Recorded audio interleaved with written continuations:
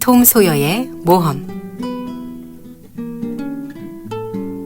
글 마크 트웨인.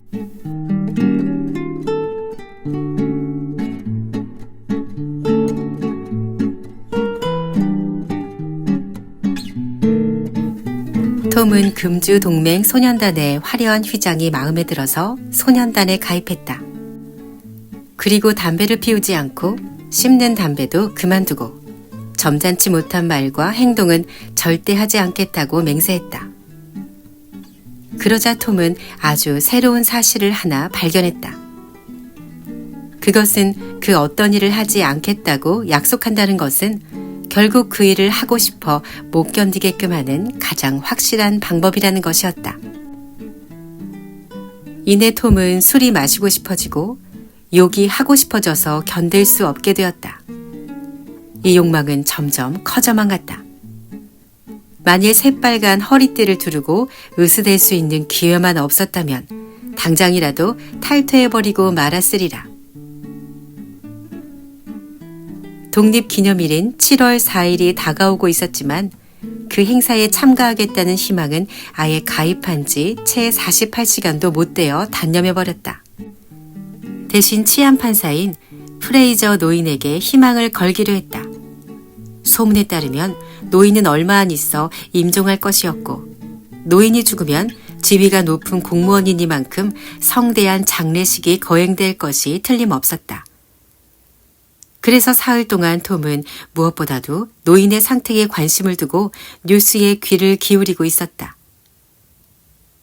어떤 때는 매우 희망적이어서 휘장을 두르곤 거울 앞에서 예행 연습까지 했다. 그런데 판사의 상태는 참으로 짓궂게도 기복이 심했다. 그러더니 마침낸 쾌유되고 있다는 소식이 들려왔다. 톰은 부하가 치밀었다. 사기를 당한 것만 같았다. 그래서 대번에 탈퇴서를 제출했는데 판사는 그날 밤 병이 재발하여 죽고 말았다. 그런 인물은 두 번 다시 믿지 말자고 톰은 다짐했다. 장례식은 성대했다. 이에 참가한 소년단의 행렬이 어찌나 멋있는지 새로운 탈퇴자는 질투로 활활 불타올랐다. 그러나 어쨌든 톰은 자유의 몸이 되었고 그것도 그리 나쁘지 않은 터였다. 마시고 싶은 것을 마시고 하고 싶은 욕도 실컷 할 수 있었다. 그런데 뜻밖에도 그러한 것들이 조금도 하고 싶지 않았다. 원하기만 하면 할 수 있다는 간단한 사실이 하고 싶다는 욕망과 매력을 없애버리고 말았던 것이다. 머지않아 톰은 기다리고 기다리던 여름방학이 얼마간 맥이 빠지고 만 것을 깨닫고 웬일일까 의아한 생각이 들었다. 톰은 일기를 쓰기로 작정했다. 하지만 사흘 동안 기록할 만한 아무 일도 일어나지 않았기 때문에 그만 집어치워버렸다. 그동안에 일어난 일이라곤 우선 흑인 연가 합창단이 이 마을로 와서 대단한 반응을 일으켰다는 것이었다. 톰과 조 하퍼는 연주 밴드를 조직해 이틀 동안은 재밌게 놀았다. 독립기념일 행사도 어떤 의미에선 실패로 끝났는데 때마침 폭우가 쏟아졌던 것이다. 따라서 행진도 없었고 또 세계 최대의 인물이자 실은 합중국 상원 의원인 벤턴 씨도 크게 기대에 어긋났다. 키가 25피트는 된다더니 그 근처도 못 되는 인물이었기 때문이다. 서커스가 왔다. 소년들은 그날부터 매일같이 버려진 카펫으로 텐트를 치곤 서커스 놀이를 했지만 입장료는 남자애가 바늘 3개, 여자애는 2개였다. 이것도 사흘 이상은 계속되지 않았다. 관상가와 최면술사가 왔다. 그들이 떠난 뒤로 마을은 더욱더 지루하고 따분해지기만 했다.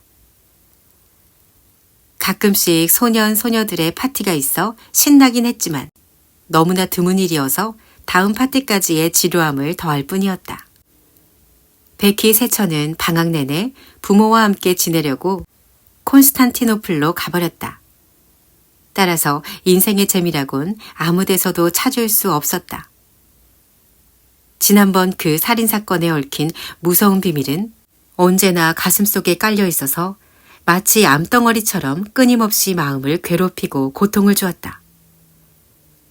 그러고는 온 마을에 홍역이 퍼졌다. 톰은 홍역에 걸려 2주일이나 되는 긴 시간을 바깥 세계와 단절된 채로 그리고 모든 사건들로부터 격리된 채로 보냈다. 너무나 몸이 아파 무슨 일에도 통 흥미가 나지 않았다. 겨우 걸을 수 있을 정도가 되어 비틀비틀 마을로 나가봤더니 모든 사람들에게 우울하기 짝이 없는 변화가 일어나 있었다. 그동안 종교 부흥 운동이 일어나 누구나 종교심을 갖게 되어버린 것이다. 더군다나 그 운동은 어른들뿐만 아니라 아이들 세계에까지도 뻗쳐 있었다. 톰은 조그마한 희망을 걸고 어디서 악당 비슷한 마음이 끌리는 얼굴이 없을까 하고 이리저리 헤집고 다녀봤지만 가는 곳마다 실망만 맛보았다. 톰은 조 하퍼가 성경을 열심히 읽고 있는 것을 보곤 이 가슴 아픈 장면에서 힘없이 눈을 돌리고 말았다. 벤 로저스를 찾았더니 신앙 권고 팸플릿을 잔뜩 들고 가난한 사람들을 방문하는 중이었다. 짐 홀리스를 겨우 찾아냈더니 이번에 톰이 앓은 홍역이야말로 감사하기 짝이 없는 신의 경고인 줄 알라고 타일렀다. 만나는 아이마다 톰의 무거운 마음에다 한 톤씩이나 무거운 짐을 더해주었다. 온갖 희망이 꺼지고 말아 맨 마지막으로 허클베리 핀의 가슴에서 피난처를 찾으려고 해보았다. 그러나 헉마저 성경 구절을 인용했을 때 톰은 그만 가슴이 찢어지는 듯 했다. 집으로 돌아와 이 마을에서 자기만 영원히 길 잃은 양으로 남았다고 생각하면서 톰은 힘없이 침대 속으로 기어 들어갔다. 그리고 그날 밤 무서운 폭풍우가 일었다. 비는 쭉쭉 퍼부었고 천둥 소리는 고막을 찢을 것 같았으며 눈이 머는 게 아닌가 싶을 정도로 번갯불이 번쩍거렸다. 톰은 머리까지 이불을 푹 뒤집어 쓰곤 이제나 저제나 천벌이 떨어지기를 기다렸다. 이 천재지변이 자기 때문에 일어났다는 데에 대해선 털끝만큼도 의심의 여지가 없었다. 톰은 더 이상 인내하실 수 없을 정도로 하느님을 노하게 했기 때문에 이런 일이 생기고 말았다고 믿었다. 벌레 한 마리를 죽이는 일에 포병 부대를 동원하는 것은 엄청난 화약을 낭비하는 일이라는 것쯤은 알고 있었지만 톰은 숨어있는 한 마리의 벌레와 다를 것 없는 아이 하나를 응징하기 위해 이 정도의 대규모 폭풍우를 일으켜 잔디밭을 파괴하는 일이 얼마나 불합리한지에 대해선 채 생각이 미치지 못했던 것이다. 얼마 후에 폭풍우는 점차로 그 세력이 약해지더니 목적을 달성하지 못한 채 물러가 버렸다. 톰의 마음속엔 이것을 감사히 여기고 전혀 다른 아이가 되겠다는 순간적인 충동이 일었다. 하지만 이내 다시 좀 기다려 보기로 했다. 당분간 폭풍우는 일 것 같지 않았으니까. 다음 날 또 의사가 왔다. 톰의 병이 재발했던 것이다. 꼼짝 못하고 누워서 지내는 3주는 참으로 한 시대만큼이나 길었다. 겨우 외출할 수 있게 되었을 즈음 톰은 자기의 쓸쓸한 처지를 한탄했다. 친구도 없이 외톨박이가 되었다는 생각이 들자 목숨을 건진 것도 그다지 달갑지 않았다. 무거운 마음으로 정처 없이 터덜터덜 거리를 걷고 있자니까 아이들이 법정을 연 광경이 눈에 띄었다.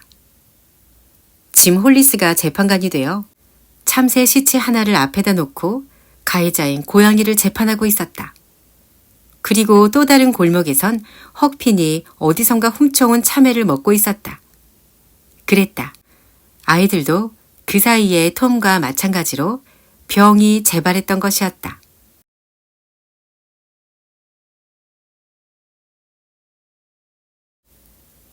마침내 나른한 분위기가 송두리째 사라지게 되는 때가 오고야 말았다. 지난번 그 살인사건의 재판이 열리게 된 것이다. 이 이야기는 곧 온 마을의 화제거리가 되었다. 톰도 거기서 벗어날 길이 없었다. 살인사건 이야기가 나올 때마다 심장이 오므라드는 것만 같았다.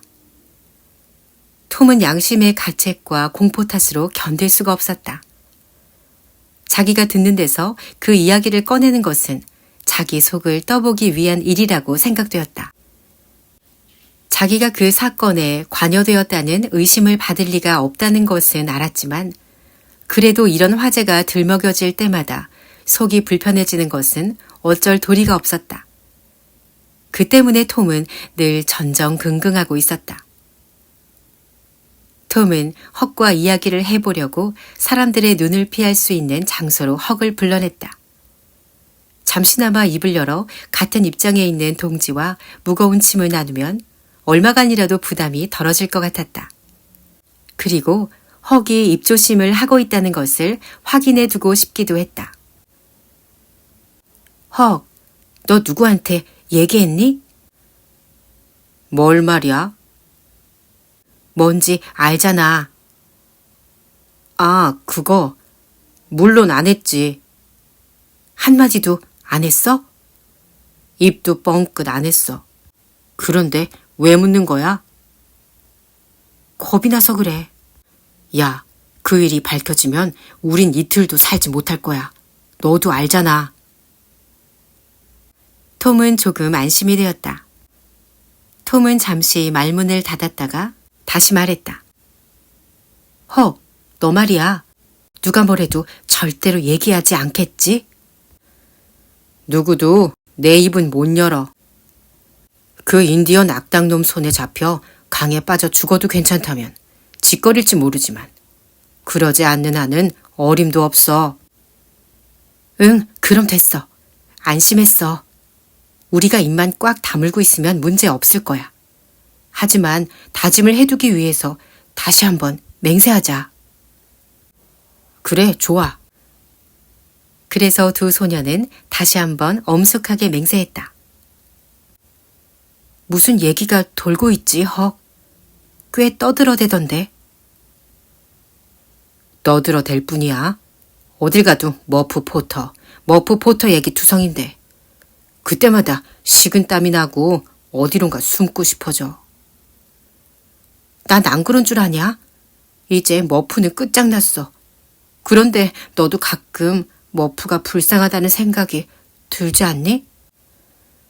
가끔이 다 뭐야. 밤낮 그 생각뿐인데. 아무짝에도 쓸데없는 사람이긴 하지만 남한테 해코지한 적은 없어. 그저 고기나 낚아서 술 마실 돈을 버는 것뿐이니까. 그러곤 빈둥빈둥 놀지. 아무것도 안 하고. 하지만 말이야 바른 말이지. 그러는 사람이 뭐 그 작자뿐인가? 거의 모든 사람이 다 그렇지. 목사님이니 뭐니 해도 다 그래. 별로 다를 것이 없다고. 머프 그 사람은 오히려 착한 편이야. 언젠가 한 번은 두 사람 몫으론 부족했는데도 낚은 고기의 반토막을 나한테 줬어. 내가 공경에 처했을 때 내 편을 들어준 적도 많아. 그래, 헉. 내 연을 고쳐주기도 했어. 그리고 낚싯바늘을 낚싯대에 매주기도 했고. 그 사람을 거기서 나오게 해줄 수만 있다면 참 좋겠는데. 소용없는 일이야. 어림도 없어. 빼내봐. 곧 또 붙잡히고 말걸 뭐. 그래, 붙잡히고 말 거야. 하지만 모두가 그 사람을 악마처럼 생각하고 욕하는 게 듣기 싫어. 나도 그래, 톰. 이 나라에서 제일 나쁜 악당이라는 둥, 벌써 옛날에 사형을 당하지 않은 게 이상하다는 둥, 난리들이라니까. 그래, 늘 그렇게들 말하지. 혹시라도 석방되는 날엔 다들 몰려가서 그 사람을 때려 눕히겠다고도 하던데. 그러고도 남을 거야. 두 소녀는 꽤 오랫동안 이야기를 주고받았지만 그다지 큰 위안이 되지 않았다. 날이 저물 즈음 두 소녀는 조그마한 외딴 감옥 부근을 서성이고 있었다. 무슨 기적이라도 일어나서 자기들의 어려움을 해결해 줄 것을 은근히 기대했을지도 모르지만 아무 일도 일어나지 않았다. 이 불쌍한 죄수를 구해주려는 천사나 요정은 아무데도 없는 듯 싶었다. 두 소녀는 전에도 몇 번 그랬던 것처럼 격자 창가로 바싹 다가가 포터에게 약간의 담배와 성냥을 넣어주었다. 포터가 갇혀있는 방은 1층으로 간 수는 없었다. 자기들이 주는 선물에 대해 포터가 고맙다고 할 때마다 두 소녀는 늘 양심의 가책을 느꼈지만 오늘은 특히 더 가슴이 아팠다.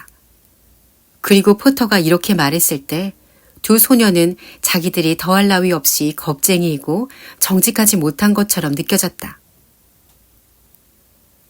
너희들은 내게 참 잘해주는구나.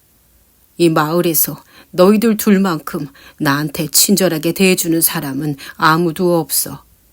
결코 잊지 않으마. 잊어버리지 않고 말고. 가끔 난 이렇게 중얼거려. 난 늘 애들 연을 고쳐주기도 하고 좋은 낚시터를 가르쳐주기도 하고 되도록 애들과 사이좋게 지내왔지만 내가 어려움에 처하니까 날 생각해주는 애라고는 없단 말이야. 그런데 톰은 그렇지 않아. 헉도. 이 두 애만은 날 생각하고 있어. 그러니까 나도 걔들만은 잊지 않을 거야. 이렇게 말하지. 그런데 얘들아, 난 끔찍한 짓을 했단 말이야. 그땐 취해 있어서 제정신이 아니었어. 그렇게 밖엔 설명할 길이 없어. 이제는 그 일 때문에 교수형을 당해야 돼. 당연히 그래야지. 그게 최선이야. 그러길 바라야지.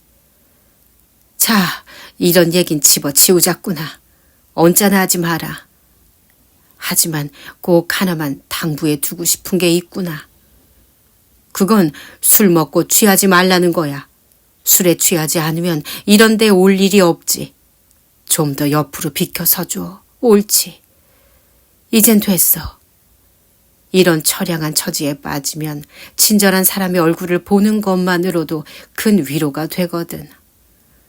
어차피 너희들 말곤 누구 하나 얼씬도 않아. 친절하고 잘생긴 얼굴들이야. 정말로 교대로 목마를 타고 나 좀 만져보게 해주렴. 옳지. 됐어. 자, 악수나 하자꾸나. 너희들 손은 창살 사이로 들어오지만 내 손은 너무 크구나. 작고 약한 손이지만 머프 포터에게 힘을 주거든. 할 수만 있으면 앞으로도 계속 날 더 도와주겠지? 톰은 참담한 기분으로 집으로 돌아왔다. 그날 밤의 꿈은 더할 나위 없이 무서운 것이었다. 이틀 동안 톰은 안으로 들어가고 싶은 간절한 욕망을 가까스로 억누르면서 재판소 앞을 왔다 갔다 하고 있었다. 헉도 마찬가지였다.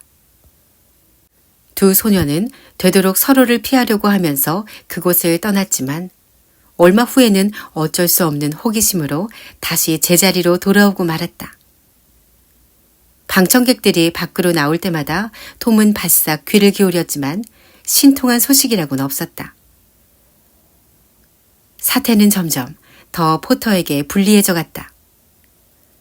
이틀째 공판이 끝났을 때 마을에 떠도는 소문은 인디언 조의 증언이 워낙 결정적이어서 앞으로 배심원들이 어떠한 판정을 내릴까엔 의심의 여지도 없다는 것이었다.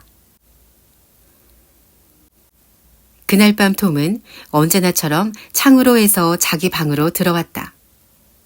하지만 몹시 흥분한 상태여서 몇 시간씩이나 잠을 이루지 못했다. 다음 날 아침, 마을 사람들은 하나둘씩 재판소로 모여들었다. 오늘은 드디어 판결이 내려지는 날이었다. 꽉 찬 방청석은 남녀가 절반씩이었다. 한참 동안 기다린 후에야 배심원들이 한 줄로 쭉 늘어서서 안으로 들어와 각자 자리에 앉았다. 얼마 후 얼굴색이 창백하고 수척해질 대로 수척해진 포터가 쇠사슬에 묶인 채 잔뜩 겁먹은 얼굴로 끌려 들어와 사람들의 호기심 어린 시선이 모아진 자리에 앉았다. 언제나 다름없이 무표정한 얼굴을 하고 있는 인디언 조의 모습도 마찬가지로 시선을 끌었다. 잠시 침묵이 흐른 뒤 재판관이 들어오고 보안관이 개정을 선언했다. 법관들이 의뢰에 나누는 속삭임과 서류를 모으는 순서가 뒤따랐는데 이런 세세한 사무 탓에 재판 시작이 늦어지는 것이 오히려 더 엄숙하고 진중한 분위기를 자아냈다. 증인 한 명이 불려나와 살인사건이 발각되던 날 새벽 머프 포터가 개울에서 몸을 씻고 있더라는 것, 그러고는 곧 어물어물 그곳을 도망쳐 버리더라는 것을 증언했다. 몇 차례 신문이 더 있은 뒤에 검사가 말했다. 반대 신문 하십시오. 이 말에 피고는 얼른 얼굴을 쳐들었으나 이내 다시 눈을 떨어뜨렸다. 포터의 변호사가 이렇게 말한 것이다. 질문 없습니다. 다음 증인은 시체 근처에서 칼을 발견했다고 증언했다. 검사가 다시 말했다. 반대 신문 하십시오. 질문 없습니다. 세 번째 증인은 몇 번인가 포터가 그 칼을 가지고 있는 것을 보았다고 증언했다. 질문 있습니까? 포터의 변호사는 또다시 질문을 사양했다. 방청인들의 얼굴에 불만의 기색이 떠돌기 시작했다. 이 변호사는 아무런 노력도 하지 않고 자기 의뢰인의 생명을 그대로 내주고 있지 않은가. 몇 명의 증인이 더 불려나와 포터가 살인 현장에 나타났을 때 보인 수상한 거동에 관해 진술했다. 그들도 모두 반대 신문을 받는 일 없이 증언대를 내려왔다. 이어 믿을 만한 증인들이 법정에 모인 사람이라면 누구나 다 잘 기억하고 있는 그날 아침 묘지에서 일어난 일에 대해 상세하게 증언했다. 모두가 피고에게는 불리한 것이었다. 그러나 그 어느 증인도 포터의 변호사로부터 반대 신문을 받는 일은 없었다. 방청석의 불만과 동요의 기색은 점점 심해져 법정이 떠들썩해졌고 마침내는 재판장의 주의가 떨어졌다. 검사가 말을 이었다. 시민 여러분의 신뢰할 수 있는 증언에 의해서 우리들은 이 무서운 범행이 피고의 소행이라고 확신합니다. 따라서 본건의 심리는 이것으로 끝마치기로 하겠습니다. 불쌍한 포터의 입에선 신음소리가 새어나왔다. 포터는 두 손으로 얼굴을 감싼 채 천천히 앞뒤로 몸을 흔들었다. 고통스러운 침묵이 법정을 휩쌌다. 그 자리에 있던 많은 남자들의 마음이 움직였고 여자들은 동정의 눈물을 흘렸다. 그때 피고의 변호사가 일어서서 입을 열었다. 존경하는 재판장님, 이번 심리가 시작될 때 우리들은 애당초 피고가 만취하여 맹목적으로 무책임한 비정상적인 정신 상태에서 이 끔찍한 범죄를 저질렀다는 것을 증명하겠다고 밝힌 바 있습니다. 그러나 우리들은 이제 의견을 바꿨습니다. 그 탄원을 철회합니다. 그러고는 서기를 향해서 토머스 소여를 불러주시오. 모두의 얼굴에 놀라운 빛이 역력했다. 포터도 예외는 아니었다. 톰이 나타나 증언대에 오르자 놀라움과 흥미가 어린 시선이 일제히 톰에게로 집중했다. 소녀는 잔뜩 겁을 먹고 안절부절 못하는 기색이었다. 증언 선서가 이루어졌다. 토머스 소여, 6월 17일 자정쯤 어디 있었지요? 톰은 인디언 조의 냉혹한 얼굴을 보자 혀가 굳은 듯 말이 나오지 않았다. 방청인들은 숨소리를 죽이고 귀를 기울였지만 톰은 아무 말도 할 수 없었다. 하지만 잠시 후엔 어느 정도 마음을 진정하고 바로 근처에 있는 사람들에게만 들릴 정도의 낮은 목소리로 간신히 이렇게 대답했다. 묘지에 있었습니다. 좀 더 큰 소리로 말해봐요. 두려워할 것 없어요. 그날 어디? 묘지에 있었습니다. 비웃는 듯한 미소가 인디언 조의 얼굴을 스쳤다.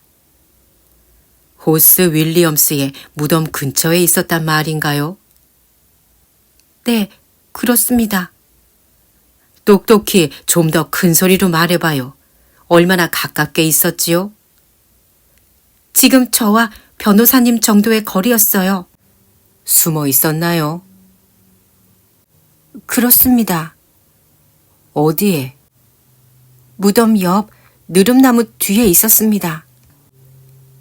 인디언 조가 보일 듯 말 듯 몸을 움찔했다. 누구와 같이 있었나요? 예, 그때 같이 간 사람은 잠깐, 이름은 안 돼도 좋아요. 필요하면 나중에 그 사람을 부르면 되니까. 그런데 그때 거기 뭘 가지고 갔었지요? 톰은 당황해서 머뭇거렸다. 말해봐요. 주눅들 필요 없어요. 진실을 말하는 건 훌륭한 일이니까. 뭘 가지고 갔지요? 죽은 고양이요. 웃음소리가 일자 재판장이 이를 제지했다. 그렇다면 나중에 그 고양이의 뼈를 증거품으로 제시하도록 하지요. 자, 이제 우리들에게 모든 걸 얘기해봐요. 그냥 보통 때 얘기하는 식으로 하나도 빠뜨리지 말고 무서워하지도 말고. 톰은 이야기를 시작했다. 처음에는 더듬더듬 말이 막히곤 했지만 본론으로 들어갈수록 익숙해져서 말이 술술 잘 나왔다. 잠시 동안 톰의 말소리 말곤 아무 소리도 들리지 않았다.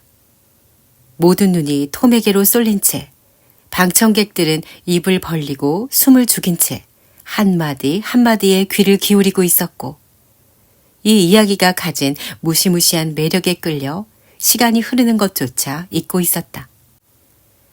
긴장감이 절정에 달한 것은 톰이 이런 말을 했을 때였다. 그리고 의사 선생님이 묘지 표지판으로 내리쳐서 머프 포터가 쓰러졌을 때 인디언 조가 칼을 들고 달려들어서 와지끈 소리와 함께 혼혈아 조는 번갯불처럼 창으로 달려들어 모든 방해자들을 물리치곤 어디론가 자취를 감추고 말았다.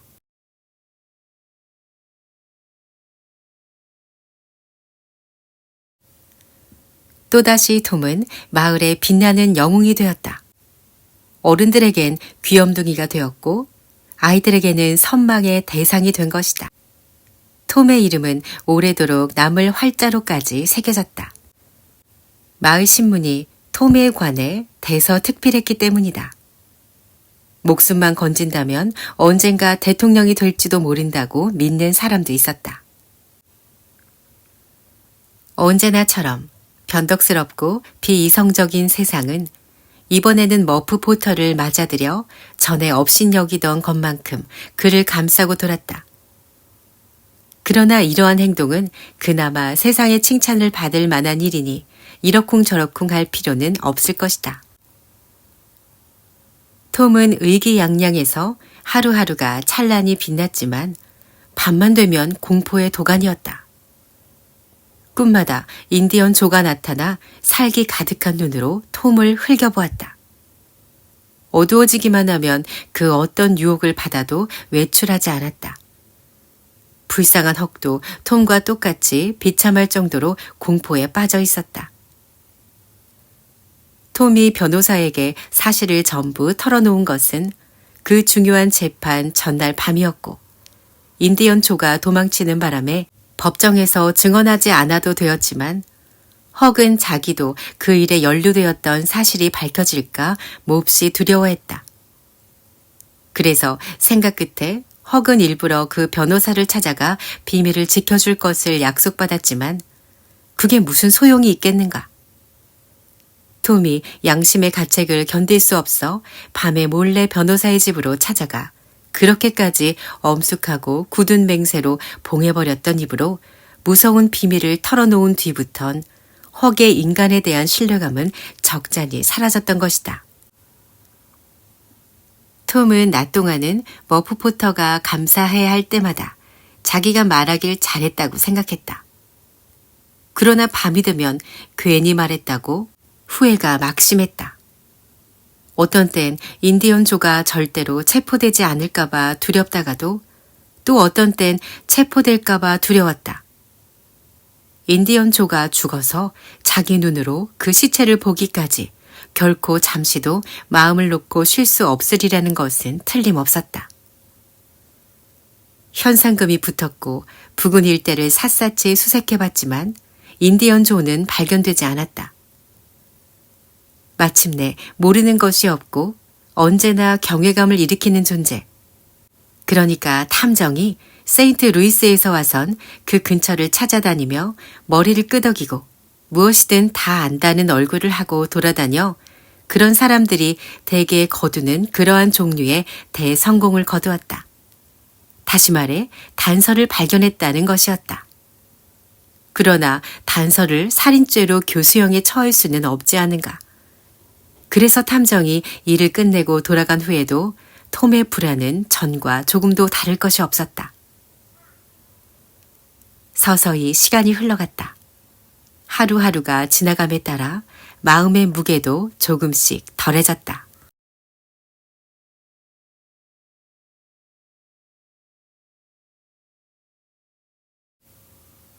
정상적인 소년이라면 누구나 한 번은 어디론가 가서 숨겨진 보물을 파내고 싶은 강한 욕망에 사로잡히는 때가 있다. 어느 날 톰은 갑자기 이 욕망에 사로잡혔다. 톰은 우선 조 하퍼를 찾았지만 찾지 못했다. 그 다음에는 벤 로저스를 찾았는데 벤은 낚시를 가고 집에 없었다. 그때 톰은 뜻하지 않게 인간 백정 헉핀을 만났다. 헉이라면 좋은 상대가 된다. 그래서 톰은 헉을 인적 드문 곳으로 불러 이 계획을 털어놓았다. 헉은 대번에 기꺼이 찬성했다.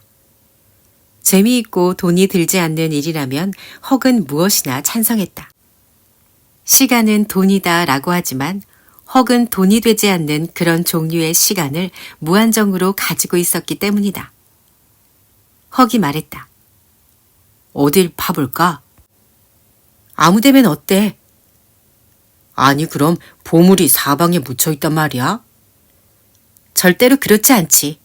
딱 정해놓은 자리에 묻혀있는 법이야. 때론 섬이나 고목의 가지 끝 아래, 자정이면 그 그림자가 떨어지는 곳에 묻힌 녹슨 괴짝 속에 들어있어. 하지만 대부분은 유령의 집 마루 밑에 파묻혀 있지. 누가 파묻는 걸까? 누군 누구야? 도둑놈이지. 넌 누구라고 생각했는데? 주일학교 선생님이 묻을 거라고 생각했어? 모르겠어. 나라면 파묻지 않을 거야. 막 써버리면서 놀지. 그건 나도 그래.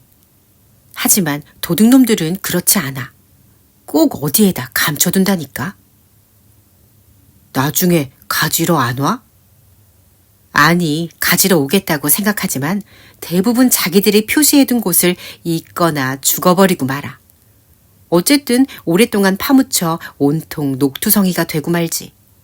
그러고 나중에 누군가가 그곳에 이르는 방법을 적어놓은 누렇게 바랜 종이를 찾는단 말이야. 하지만 그걸 해독하는데 일주일 넘게 걸려. 쓰여있는 말이 대개 부호나 상형 문자니까. 뭐라고? 상형 문자 말이야. 그러니까 얼핏 봐서는 아무 뜻도 없어 보이는 그림 같은 것들이지. 너도 그런 종이를 가지고 있니? 아니. 그럼 무슨 수로 그 표적을 찾아내? 표적은 무슨 표적? 유령의 집, 섬, 가지 하나가 유난히 튀어나와 있는 죽은 나무 아래에 있는 게 틀림없어. 잭슨 섬은 조금 찾아봤으니까 언젠가 다시 한번 가보자. 그리고 스틸하우스 강을 올라가면 오래된 유령의 집이 있고 죽은 나무도 얼마든지 있어. 진짜로 많아. 그런 장소라면 어디나 다 묻혀있니? 뭐 엉청하긴 그렇지는 않지. 그렇다면 그 중에서 어느 건지 어떻게 알아? 모두 다 일일이 뒤져보는 거야. 그러다간 여름 내 걸리게 돼, 톰. 그게 어때서? 노스 항아리 속에서 녹슨 금화가 $100쯤 나와봐라. 아니면 다이아몬드가 가득 들어있는 썩은 괴짝을 발견한다고 생각해봐. 여름 내내 걸리는 게 문제야? 헉의 눈이 반짝거렸다. 근사한데? 정말 근사해. 그럼 그 $100는 나한테 줘. 난 다이아몬드는 소용없으니까. 좋아.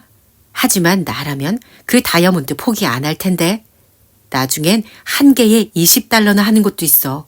아무리 작아도 75센트부터 $1는 한다고. 설마 그럴까? 정말이라니까. 모르는 사람이 없어. 다이아몬드를 본 일이 있니? 없어. 왕들은 얼마든지 가지고 있어. 하지만 난 왕은 하나도 몰라. 하긴 그렇겠지. 여긴 없지만 유럽에 가면 여기저기 왔다 갔다 할걸? 왕은 원래 여기저기 왔다 갔다 하는 거야? 이런 바보. 왕이 뭐 때문에 왔다 갔다 해? 방금 네가 그랬잖아. 멍청하긴. 유럽에 가면 얼마든지 있다는 말이야. 내 말은 거기엔 사방팔방에 얼마든지 있다는 얘기야. 예를 들면 곱사등의 리처드 같은 사람 말이야. 리처드? 성은? 리처드 말고 딴 이름은 없어. 왕한텐 성은 없는 거야. 정말? 정말이라니까. 자기네들이 성 가지기 싫으면 그만두라지. 하지만 난 성도 없는 왕이 되는 건 딱 질색이야. 이름뿐이라면 검둥이 같잖아. 그건 그렇고 어디서부터 시작할까? 자, 이렇게 할까? 스틸하우스 강 저쪽 동산에 있는 죽은 나무 아래를 파볼까? 어때? 좋아. 두 소녀는 끝이 부러진 곡괭이와 삽을 들고 3마일에 이르는 도보 여행을 떠났다. 얼마 후들은 더워서 숨을 헐떡거리면서 목적지에 도착해 담배를 피우기 위해 느릅나무 아래에 털썩 주저앉았다. 이 놀이 재밌는데? 톰이 말하자 헉도 맞장구를 쳤다. 맞아. 이봐, 헉. 여기서 보물이 나오면 네 몫으로 뭘 할래? 글쎄, 매일 파이를 먹고 소다수를 마실 거야. 그리고 서커스단이 올 때마다 구경 가고. 그러면 정말 신나겠다. 그럼 저금은 조금도 안 하고? 저금? 뭐 때문에 저금을 해? 뭐 때문이냐고? 나중에 먹고 살 재산을 만들기 위해서지. 그게 무슨 소용이야. 얼른 써버리지 않으면 그새 우리 아빠가 돌아와서 들켜버릴걸. 그러면 대번에 없어지고 말 텐데 뭘. 난 새 북을 살 거야. 그리고 잘 드는 칼이랑 빨간 넥타이랑 불도그 새끼도 한 마리 사고 그 다음엔 결혼할 거야. 결혼? 그래. 톰, 너 제정신이니? 이제 곧 알게 돼. 결혼 같은 바보짓은 세상에 또 없어. 우리 아빠랑 엄마를 보란 말이야. 싸움 안 하는 날이 하루도 없었어. 생생하게 기억한다고. 그런 건 문제 없어. 내가 결혼하는 여자는 싸움 같은 건 안 해. 톰, 그렇게는 안 될걸. 여자들은 모두 똑같아. 좀 더 잘 생각하는 게 좋을 거야. 그 계집애 이름이 뭔데? 계집애가 아니야. 여자애야. 마찬가지야. 어떤 사람은 계집애라 하고 또 어떤 사람은 여자애라고 해. 둘 다 똑같은 말이라고. 어쨌든 그의 이름이 뭐야? 나중에 얘기할게. 지금은 싫어. 마음대로 해. 하지만 네가 결혼하면 난 쓸쓸해지겠구나. 천만에. 우리 집에 와서 같이 살면 되잖아. 이젠 그런 얘긴 집어치우고 일이나 하자. 두 소녀는 땀을 뻘뻘 흘리며 한 30분 동안 계속해서 팠다. 아무것도 나오지 않았다. 또 파보았다. 그래도 아무것도 나오지 않았다. 헉이 말했다. 이렇게 깊이 묻을까? 그럴 때도 있지만 늘 그렇다곤 할 수 없어. 대개는 그렇게 깊진 않아. 장소를 잘못 골랐나 보다. 그래서 이번엔 장소를 바꾸어 파기 시작했다. 아까보다 더 힘이 들지만 그래도 얼마간 팠다. 두 소녀는 한동안 아무 말 없이 땅을 파다가 이윽고 헉이 삽을 짚고 기대 서서 이마에서 구슬처럼 떨어지는 땀을 훔치며 물었다. 여기가 끝나면 어디를 할까? 카디프 언덕의 부인댁 뒷곁에 있는 고목 아래는 어떨까? 나도 거기가 괜찮은 것 같아. 그렇지만 그 아주머니한테 보물을 빼앗기고 말진 않을까, 톰? 자기 땅이라고 말이야. 빼앗아? 그야 빼앗고 싶겠지. 하지만 묻혀있는 보물을 파내면 그건 파낸 사람 거야. 누구 땅이든 상관없어. 그렇다면 안심이었다. 발굴은 계속되었다. 얼마 뒤에 헉이 투덜거렸다. 제기랄, 또 장소를 잘못 고른 것 같아, 톰. 네 생각은 어때? 어째 좀 이상한데? 이럴 리가 없을 텐데. 마녀가 방해하고 있을지도 몰라. 흔히 그런 일이 있거든. 틀림없이 그럴 거야. 답답하긴. 대낮엔 마녀가 전혀 힘을 못 쓰는 건 몰라? 응, 그건 그래. 그 생각을 못했구나. 옳지, 알았다. 왜 이 생각을 못했지? 자정에 큰 가지의 그림자가 떨어지는 곳을 파면 돼. 맙소사, 그럼 이제까지 애쓴 건 다 헛수고였단 말이야? 그건 그렇다 치고 그럼 밤에 와야 하잖아. 너무 멀지 않을까? 밤에 나올 수 있어? 올 수 있고 말고 무슨 일이 있어도 오늘 밤에 해야 돼. 누가 이 구멍을 발견하면 금방 뭐가 있는지 알아차리곤 보물을 찾아버릴 테니까. 그래, 좋아. 이 연장은 덤불 속에다 감춰두기로 하자. 그날 밤 소년들은 예상했던 시각 즈음에서 또다시 그곳에 왔다. 둘은 나무 아래에 걸터 앉아 기다렸다. 장소도 쓸쓸한 데다 밤이 이슥해 옛 전설이 생각나 무섭기 짝이 없었다. 바스락하고 떠는 나뭇잎이 유령의 속삭임처럼 들렸고 컴컴한 구석에 유령이 숨어 있을 것만 같았다. 어디선가 멀리서 개 짖는 소리가 들려오고 올빼미가 음침한 목소리로 대꾸했다. 이렇게 무시무시한 분위기에 압도되어 두 소녀는 거의 말도 못하고 있었다. 얼마 후 12시라고 생각되는 때가 있었다. 두 소녀는 나뭇가지에 그림자가 떨어진 곳에다 표를 해놓곤 파기 시작했다. 둘은 희망에 가슴이 두근거렸다. 점점 흥미진진해짐에 따라 둘의 노력도 이에 보조를 맞추었다. 구멍은 점점 깊어졌다. 곡괭이 끝이 무엇에 부딪혀 소리를 낼 때마다 둘의 가슴은 마구 뛰었다. 그러나 그때마다 실망하지 않을 수 없었다. 곡괭이에 맞은 것은 돌이 아니면 나무 토막이었다. 이윽고 톰이 말했다. 안 되겠어, 헉. 여기도 아닌가 봐. 그럴 리가 없어. 그림자가 여기에 정확하게 떨어졌는걸. 그건 그렇지만 또 하나 중대한 일이 있어. 그게 뭔데? 12시 정각이라는 조건이 있잖아. 그냥 추측해서 했을 뿐이니까 12시 전이었을지도 모르고 지났었는지도 모르잖냐. 헉의 손에서 삽이 떨어졌다. 바로 그거구나. 그래서 잘 되지 않았나 보다. 그럼 여긴 그만두자. 정확한 시간도 알 수 없고 너무 으스스하다. 장소도 그렇고 마귀들과 유령들이 우글우글할 시각이야. 자꾸 뒤에 누가 있는 것만 같아서 안 되겠어.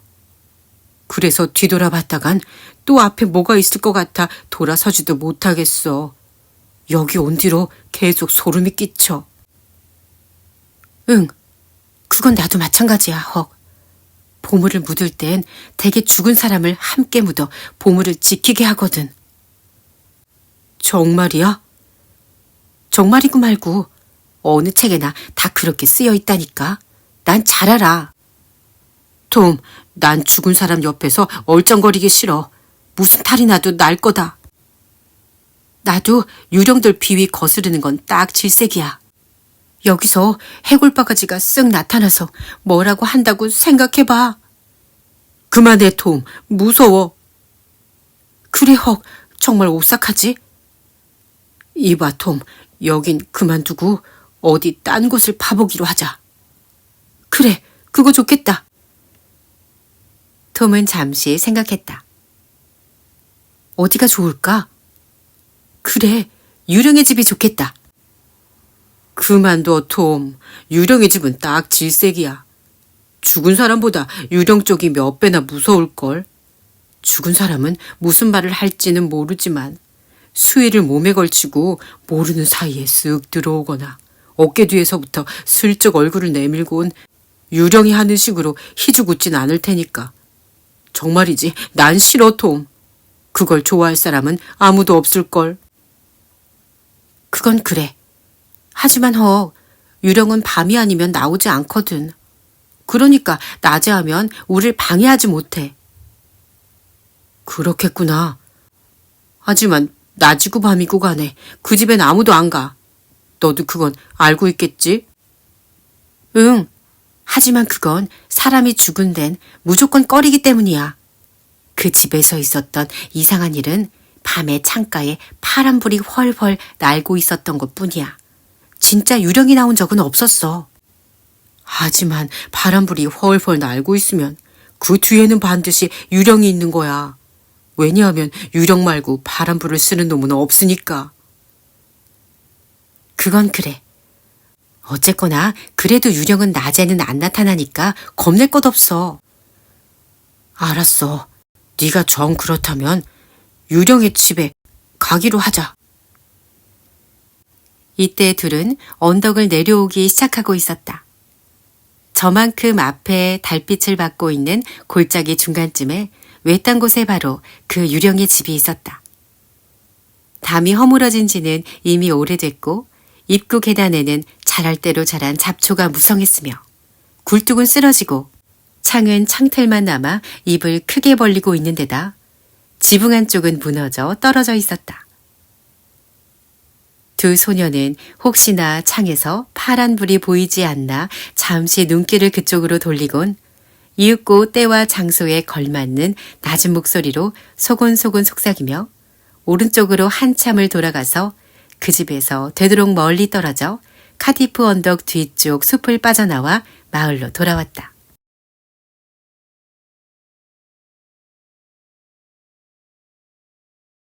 다음 날 정오쯤에 두 소녀는 고목 있는 데에 이르렀다. 연장을 가지러 온 것이었다. 톰은 1초라도 바삐 서둘러 유령의 집으로 가서 파보고 싶었다. 헉도 같은 마음이기는 했지만 불쑥 이렇게 말했다. 이봐, 톰. 오늘 무슨 요일인지 알아? 톰은 속으로 재빨리 요일을 따져보곤 깜짝 놀랐다. 응, 그래. 전혀 몰랐구나. 그렇지. 나도 이제야 오늘이 금요일이라는 게 생각났다니까. 깜빡 잊고 있었어. 돌다리도 두드려보고 건너라더니 그게 정말이구나. 헉, 금요일에 이런 일을 하다니 큰일 날 뻔했어. 뻔했다니? 뻔했다니가 뭐야. 다른 날이라면 재수 좋은 일이 있을지 모르지만 금요일에는 어림도 없어. 그런 건 아무리 바보라도 모르는 놈이 없어, 헉. 네가 제일 먼저 그걸 발견한 게 아니잖아. 언제 내가 발견했대? 어쨌든 금요일엔 안 돼.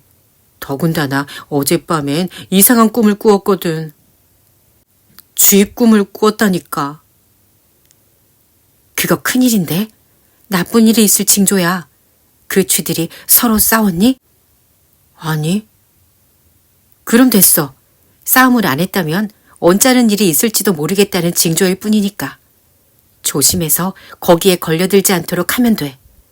어쨌든 오늘은 그냥 쉬면서 놀자, 헉. 너 로빈후드 아니? 몰라. 로빈후드가 누군데? 영국에서 가장 위대한 사람인데 의적이야. 그렇구나. 나도 그렇게 되면 얼마나 좋을까. 누구 걸 훔쳤는데? 지방 장관이나 주교, 부자, 왕, 그런 사람들 것만 훔쳤어. 가난한 사람은 한 번도 괴롭힌 적이 없어. 가난한 사람들 편이었지. 그래서 언제나 훔친 걸 가난한 사람들하고 똑같이 나눠 가졌어. 진짜 좋은 사람이었구나. 물론이지. 이 세상에서 제일 훌륭한 사람이었어. 요새는 없을 거야. 한 손을 등 뒤에다 묶고 한 손만으로도 영국 안에 있는 누구라도 때려눕힐 수 있었다니까. 주먹 활만 들면 1마일 반이나 떨어진 곳에서도 10센트짜리 은화를 쏴서 백발백중이었대. 주먹 활이 뭔데? 나도 몰라. 활 종류인가 봐. 그리고 은화를 쏴서 마치고 나서도 한복판이 아니라 가장자리에 맞았으면 너무 분해서 털썩 주저앉아 울고 욕하고 했대. 그 로빈후드 놀이 하지 않을래? 내가 가르쳐 줄게. 그래, 그러자. 두 소녀는 오후 내내 로빈후드 놀이를 했다. 둘은 가끔씩 그 유령의 집을 동경의 눈길로 바라보며 내일 할 일의 가능성에 대해 의견을 나누곤 했다. 해가 뉘엿뉘엿 서산으로 가라앉기 시작할 무렵 둘은 나무에 긴 그림자를 밟으면서 집 쪽으로 향해 걸음을 재촉했고 얼마 뒤에는 카디프 언덕의 숲속으로 모습을 감추었다. 토요일 정오가 지난 지 얼마 후에 두 소녀는 또다시 그 고목 밑에 와 있었다. 그들은 그 나무 밑에서 담배를 피우며 잠시 이야기를 주고받고 나서 큰 희망을 걸지는 않았지만 어쨌든 자기들이 파던 곳을 조금 더 파보았다. 그 까닭은 사람들이 6인치 남짓한 깊이까지 파 내려간 뒤에 포기했던 곳에서 다른 사람이 삽으로 그 자리를 한번 찔러봤다가 보물을 발견하는 예가 가끔 있다고 톰이 말했기 때문이다. 하지만 이것도 결국 실패로 끝났고 두 소녀는 연장을 짊어지곤 혹시 코앞의 행운을 놓치지 않았나 하는 마지막 점검까지 보물찾기에 따르는 필수 조건은 모두 해보았다고 만족해하며 그곳을 떠났다. 유령의 집에 도착했을 때 찌는 듯한 햇볕 속에서 그 집을 뒤덮고 있는 정적은 이상 야릇하게 소름이 끼쳤다. 황폐할 대로 황폐해지고 인기척 하나 없는 폐가의 음산함이 엄습해와서 두 아이는 용기가 나지 않았다. 둘은 문간 쪽으로 살금살금 걸어가 떨리는 마음으로 안을 들여다보았다. 집안에는 온통 풀이 무성했다. 푹 꺼진 바닥과 벽에 회칠이 떨어져 나간 방, 구식 벽난로, 커다랗게 입을 벌리고 있는 창틀, 못쓰게 된 계단 따위가 눈에 들어왔다. 사방에는 온통 거미줄이 걸려 있었다. 두 소녀는 두방망이질 치는 가슴으로 목소리를 죽이곤 조그마한 소리라도 놓칠세라 귀를 바싹 기울이면서 무슨 일이 있을 때엔 언제라도 도망갈 수 있도록 만반의 준비를 다 갖추고 살그머니 안으로 들어갔다. 그러는 사이에 얼마간 장소에 익숙해지니 공포도 덜해졌다. 두 소녀는 자기들이 대담해진 것에 감탄하기도 하고 놀라기도 하면서 집안 구석구석 살펴보았다. 그러자 2층이 보고 싶어졌다. 그것은 도망갈 길이 차단된다는 것을 뜻했으나 둘은 서로를 격려하면서 만약의 경우에 어떤 일이 일어나리라는 것은 불보듯이 뻔했지만 연장을 한 구석에 내던지곤 계단을 올라갔다. 여기도 아래층과 마찬가지로 폐허 그대로였다. 한 구석에 무언가 들어있음직한 장롱이 있었지만 기대와 달리 속은 텅 비어 있었다. 두 소녀는 이제 자신이 생기고 힘이 생겼다. 그래서 일을 시작하려고 계단을 막 내려가려는데 톰이 쉿 하는 소리를 냈다. 헉이 갑자기 공포에 떨며 속삭였다. 뭐야? 쉿, 저것 봐. 저거 안 보여? 응, 이거 큰일 났구나. 튀자. 움직이지 마. 꼼짝하지 마. 이 집 문 쪽으로 오고 있어. 소년들은 마루에 배를 깔고 엎드려 마루 판자 옹이 구멍에다 눈을 갖다 대곤 공포에 떨며 사태의 진전을 기다리고 있었다. 섰다.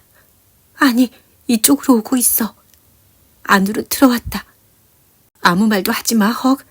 이거 큰일 났네. 두 남자가 안으로 들어왔다. 톰과 헉은 각자 입속으로 중얼거렸다. 하나는 요새 가끔 마을에서 눈에 띄는 귀머거리에다 벙어리인 스페인 노인이고 또 하나는 아직 본 적이 없는 사람인데. 그 또 하나는 다 떨어진 옷을 입은 더러운 사내로 인상도 그다지 좋지 못했다. 어깨걸이 세라페를 걸치고 초록색 선글라스를 낀 스페인 사람은 흰 구레나룻을 기르고 챙이 넓은 모자 아래로 긴 백발을 늘어뜨리고 있었다. 집으로 들어올 때는 또 하나가 낮은 목소리로 뭐라고 속삭이고 있었는데 이제는 둘 다 땅바닥에 앉아 문을 바라보면서 담에 등을 기댄 채 또 하나가 계속해서 얘기하고 있었다. 그가 얼마간 경계를 풀고 음성을 높이자 그 소리가 똑똑히 들려왔다. 그건 안 돼. 잘 생각해봤지만 난 싫어. 위험해. 뜻밖에도 귀머거리에다 벙어리인 스페인 사람이 불평 섞인 목소리로 되물었다. 위험하다고? 이 겁쟁이 같으니. 소년들은 그 목소리에 소스라치게 놀랐다. 저건 인디언 조의 목소리가 아닌가. 짧은 침묵이 흐른 뒤 조가 말을 이었다. 저 상류에서 한 일보다 더 위험할 게 뭐 있어. 그때도 아무렇지 않았잖아.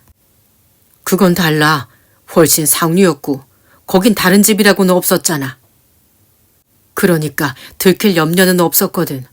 어쨌거나 성공 못했고. 그럼 대낮에 여기 오는 것보다 더 위험한 일이 세상에 또 어딨어. 누구든 우릴 보면 의심할 거라고. 그건 나도 알아. 하지만 그런 일에 손을 댄 뒤론 여기 말고 숨을 집이라고는 없잖아. 이 집하곤 손을 뗄 작정이었어. 실은 어제 여길 떠날 생각이었는데 여기가 한눈에 보이는 언덕 위에 그 악한 새끼들이 놀고 있으니 여기서 나갈 수가 있어야지. 이 말을 듣고 그 악한 새끼들은 또다시 몸을 떨며 금요일이라는 것을 깨닫고 보물찾기를 하루 연기하기로 한 것이 천만 다행이라고 생각했다. 하루가 아니라 1년을 연기하지 못한 것이 못내 한스러울 뿐이었다. 두 남자는 먹을 것을 꺼내놓고는 점심을 먹기 시작했다. 그러곤 가만히 뭔가 골똘히 생각하더니 인디언조가 입을 열었다. 이봐, 이렇게 하면 어때? 자넨 상류로 돌아가서 자네 거처에서 내가 소식을 전할 때까지 기다리고 있어. 난 기회를 봐서 딱 한 번만 더 마을로 들어가 사정을 살피고 올 테니까. 자네 말대로 위험한 일이지만 상황을 살펴보고 문제없겠다 싶으면 해치워 버리자고. 그 다음엔 텍사스 행이야. 같이 도망쳐 버리는 거지. 이의는 없었다. 얼마 후 두 사내는 늘어지게 하품을 했다. 인디언조가 또다시 입을 열었다. 졸려 죽겠다. 이번엔 자네가 망을 볼 차례야. 그러고서 잡초 더미 위에 눕자마자 이내 코를 골기 시작했다. 나머지 한 남자가 한두 번 인디언조의 몸을 흔드니까 조는 코 골기를 뚝 그쳤다. 얼마 후에는 이 감시인마저 꾸벅꾸벅 졸기 시작해서 점점 머리가 아래로 수그러지더니 얼마 되지 않아 둘 다 코를 골기 시작했다. 소년들은 그제야 겨우 안도의 숨을 내쉴 수 있었다. 톰이 속삭였다. 지금이 기회야. 어서 가자. 그러자 헉이 반대하고 나섰다. 안 돼. 저놈들이 잠을 깨면 어떡해. 톰이 제 아무리 졸라도 헉은 막무가내였다.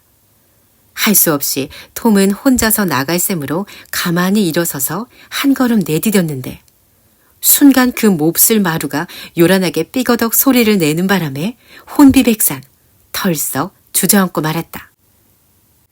두 번 다시 시도해볼 용기가 나지 않았다. 두 소녀는 거기 그대로 배를 깔고 엎드린 채 가슴을 졸이면서 시간이 흐르기만을 기다리고 있었다. 마침내 그 시간이 끝나서 영원의 세계로 들어가 그 영원의 세계마저 끝나가는 것이 아닌가 하고 생각될 정도였다. 고맙게도 사방은 해가 저물어 어두워지고 있었다. 이때 코 고는 소리 중 하나가 뚝 그쳤다. 인디언조가 벌떡 일어나 앉아 주위를 둘러보더니 무릎을 세우고 두 무릎 사이에 머리를 푹 박은 채 자고 있는 동료의 꼴을 보고 희죽 웃더니 발로 툭 차서 깨웠다. 정신 차려. 자넨 망을 봐야 할 거 아니야. 아무 일도 안 일어났으니 망정이지. 아이고 이런, 내가 잠이 들었던가? 잠든 것은 아니었겠지. 근데 여보게, 이젠 슬슬 떠날 시간인데 얼마 안 되긴 해도 여기다 감춰둔 것들은 어떻게 한다지? 글쎄, 어떻게 할까? 그대로 두지 뭐. 남쪽 지방으로 급히 도망칠 때까진 소용없는 물건이니까. 더구나 650달러나 되는 은화라면 큰 짐이 될 게 아니야. 그래, 좋아. 다시 한번 가지러 오자고. 좋아. 하지만 이봐.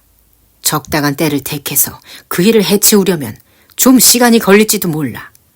만일 그렇다면 그 사이에 무슨 일이 일어나지 않는다는 보장이 없으니 이대로라면 안심이 안 돼. 그러니까 땅속에 묻어두는 게 안전하지 않을까 싶어. 아주 깊이 말이야. 그거 좋은 생각이로군.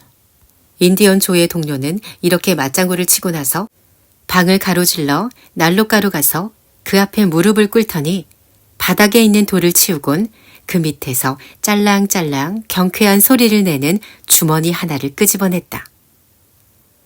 그러고는 자기와 인디언 조의 몫으로 각기 20-30달러씩을 꺼냈다. 그러고서 사내는 구석에서 무릎을 꿇고 큰 사냥칼로 땅을 파고 있는 조에게 주머니를 건네주었다.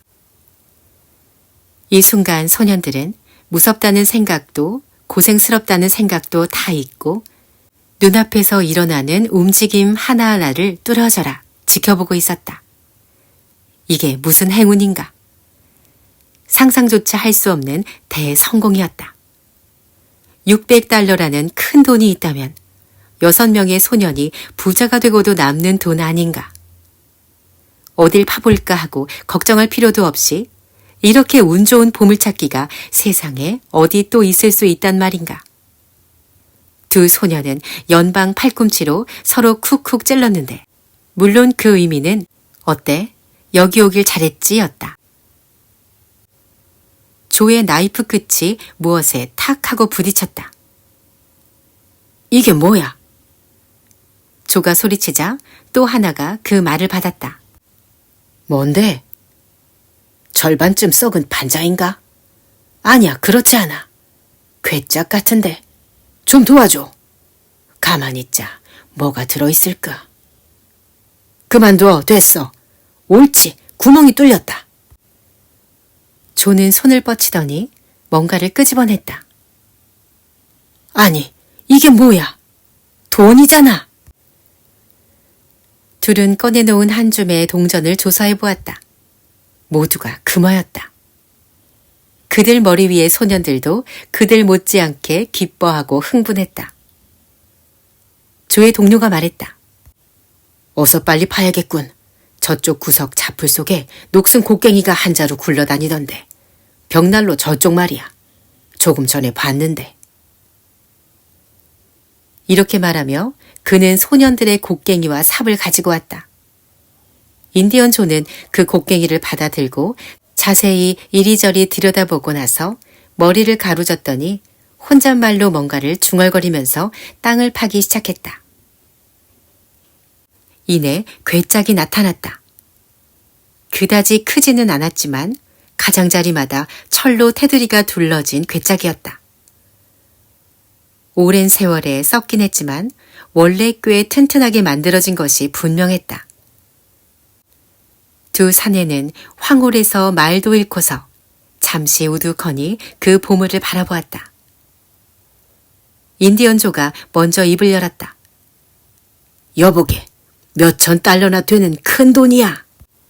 어느 해 여름엔가 뮤럴 일당이 이 근처에서 어슬렁거렸다는 소문이 있었지 아마. 그건 나도 알아. 아무래도 그 녀석들과 무슨 관계가 있는 모양이야. 이젠 자네도 그 일을 할 필요가 없잖나. 인디언 조는 얼굴을 찡그렸다. 자넨 나라는 인간을 통 모르는군.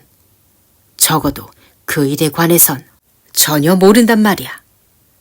물건을 빼앗는 게 목적이 아니야. 복수야. 그의 두 눈엔 잔인한 빛이 번뜩였다. 조는 말을 이었다. 자넨 그걸 돕는 거야. 그게 끝나면 텍사스 행이지. 자넨 마누라와 새끼들이 있는 데로 가서 내가 소식을 전할 때까지 기다리고 있어.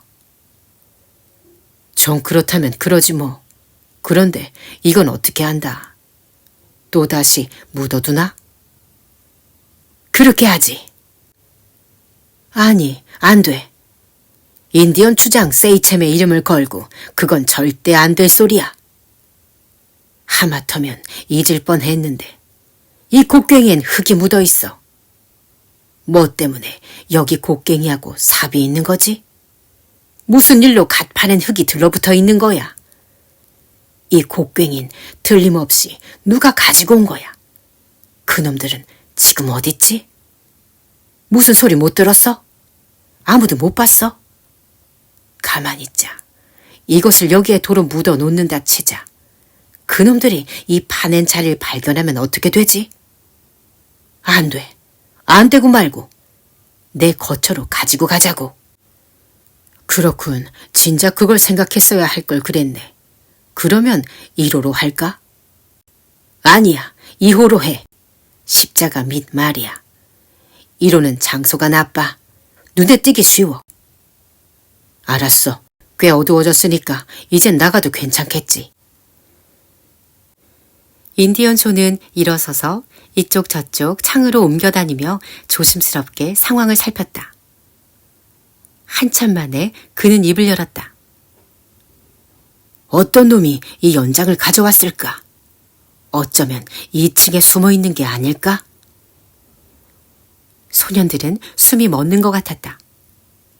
인디언 조는 나이프를 손에 들고 잠시 망설이더니 다음 순간엔 계단 쪽으로 걸음을 떼어놓았다. 소년들은 장롱 속에 숨고 싶었지만 몸이 말을 듣지 않았다. 삐걱 소리를 내면서 계단을 올라오는 발소리가 이쪽으로 다가왔다. 절박한 위기에 몰리자 소년들의 용기가 발동했다.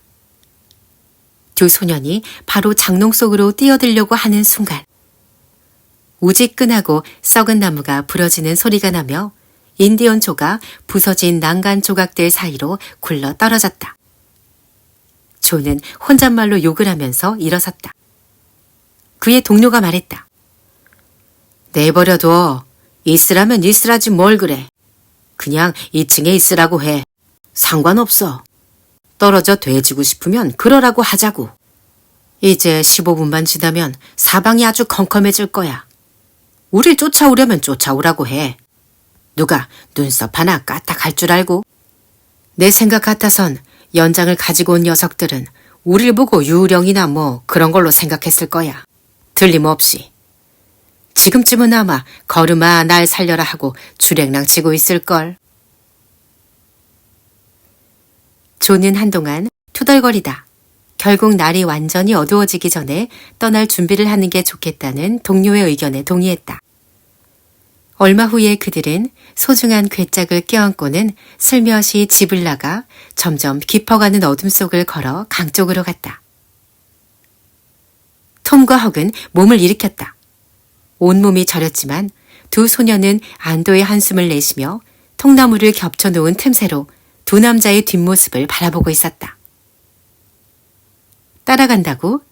천만에 그럴 생각은 전혀 없었다.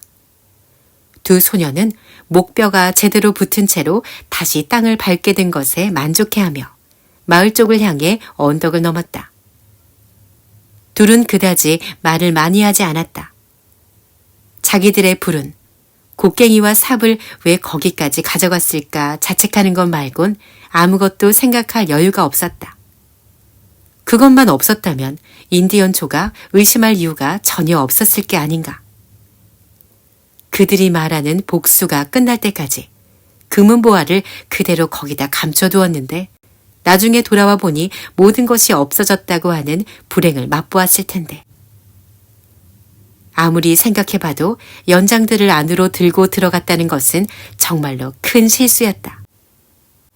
이렇게 된 이상은 스페인 사람이 복수의 기회를 노리고 마을로 오는 것을 기다렸다가 뒤를 따라가서 그 2호라는 장소를 알아내는 것 말곤 방법이 없다는 결론에 도달했다.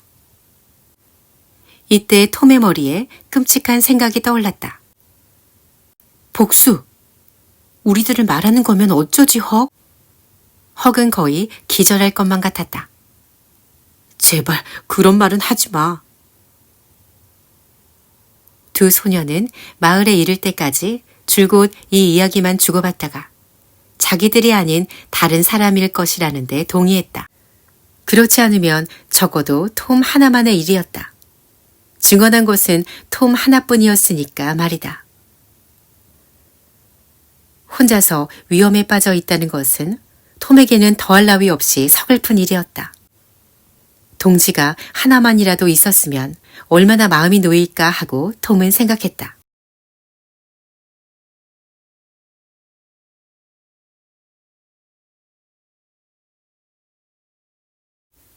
그날 밤, 낮에 있었던 일 때문에 톰의 꿈은 어수선하기 짝이 없었다. 4번이나 보물에 손을 댔지만 손을 대기가 무섭게 손가락 사이로 슬며시 빠져버려 잠을 깨면서도 자기의 불운이 안타까워 죽을 지경이었다.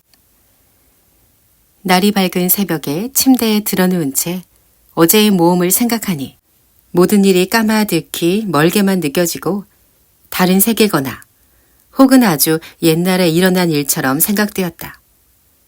그러고는 기막힌 모험 자체가 꿈이었음에 틀림없다는 생각마저 들었다. 거기에는 그럴 만한 이유가 있는 것이 현실치고는 어제 본 돈이 너무나도 많은 액수였기 때문이었다. 아직까지 톰은 $50조차 한꺼번에 현금으로 본 적이 없었다. 그런 작은 시골 마을에 사는 그 또래의 소년들이 의뢰 그렇듯이 톰에게 100이니 1000이니 하는 수는 말을 멋있게 하려는 수단으로만 존재할 뿐 현실 세계에 그런 큰 돈이 있으리라곤 아예 생각도 하지 못하고 있었다. 실제로 $100나 되는 현금을 가지고 있는 사람이 있으리라곤 상상할 수조차 없는 노릇이었다. 감춘 보물을 찾아낸다고 하는 계획도 기껏해야 10센트짜리 동전 몇 개가 아니면 그저 막연히 꿈꿔보는 $1짜리 한 묶음 정도에 지나지 않았다. 그러나 생각해보면 생각해볼수록 어제의 사건은 점점 자세히 그리고 선명하게 머릿속에 되살아났다. 결국 결코 꿈은 아니라는 생각이 강렬해졌다. 어느 쪽으로든 결정을 내릴 필요가 있었다. 톰은 아침을 먹는 둥 마는 둥 하고 헉을 찾으러 나갔다.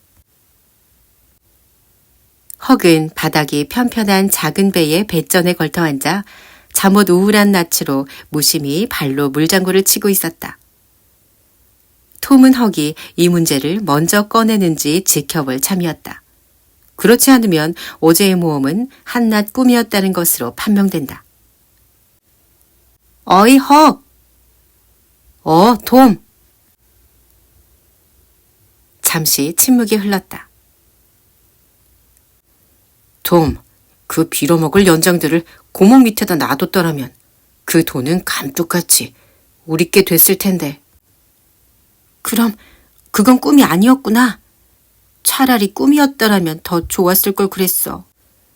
뭐가 꿈이 아니었다는 거야? 어제 일 말이야. 어쩌면 꿈일지도 모른다고 생각하고 있었어. 꿈 좋아하시네. 그 계단만 무너지지 않았어 봐. 꿈이 다 무슨 꿈이냐? 난 밤새도록 꿈을 꿨어. 애꾸는 스페인 놈이 널 잡으려고 내내 쫓아다니는 거야. 죽일 놈 같으니라고. 죽으면 곤란하지. 그 놈을 찾아내는 거야. 그러고는 돈 감춘 곳을 알아내는 거야. 그걸 무슨 수로 알아내? 안 그래, 톰?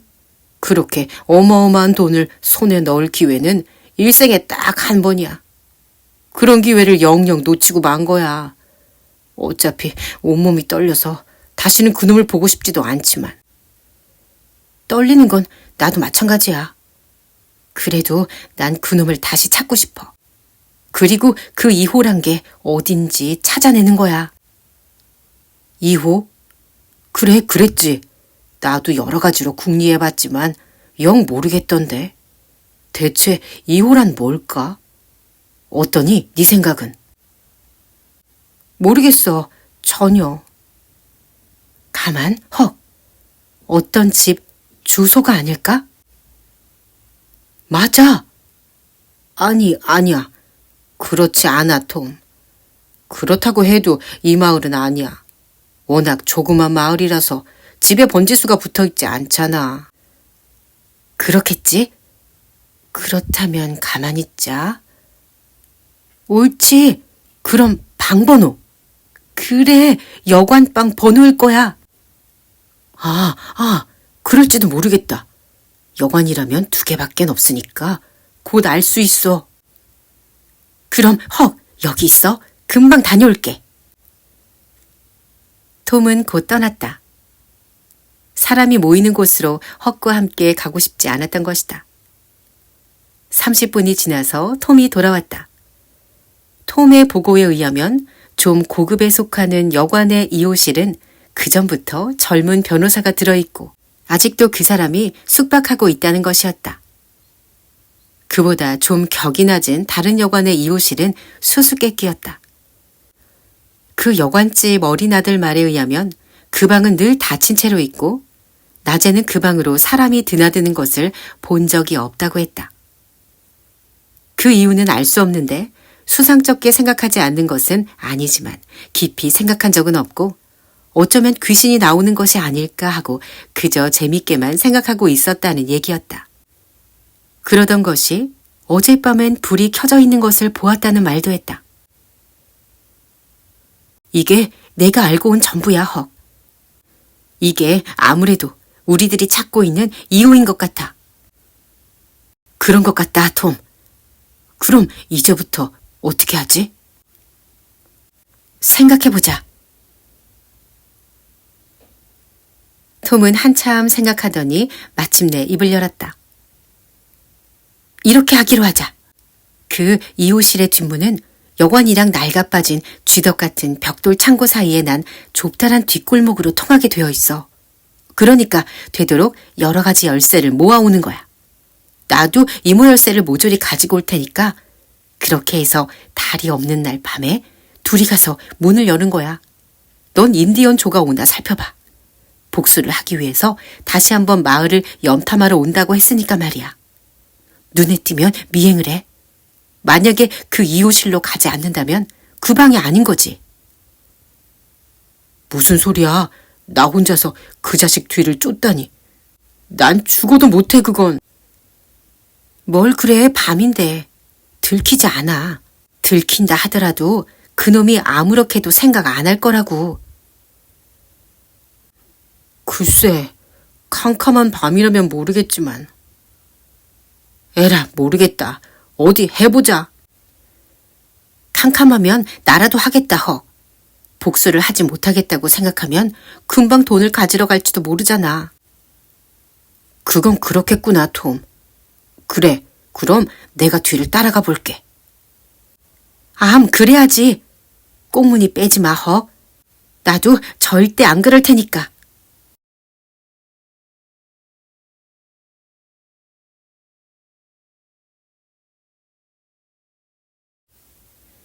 그날 밤 톰과 헉은 모험을 떠날 채비가 다 된 상태였다.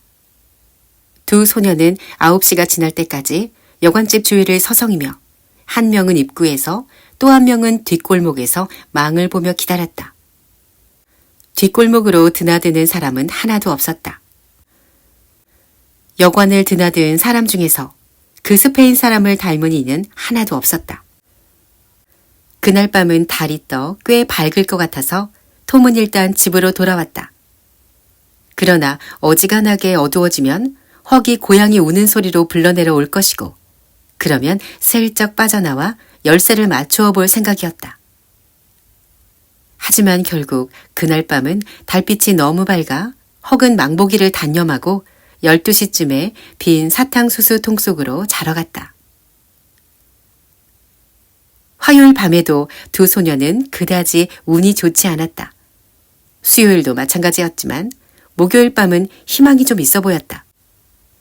톰은 이모의 헌 양철 초롱과 그것을 가릴 만한 커다란 수건을 가지고 일찌감치 집을 빠져나왔다.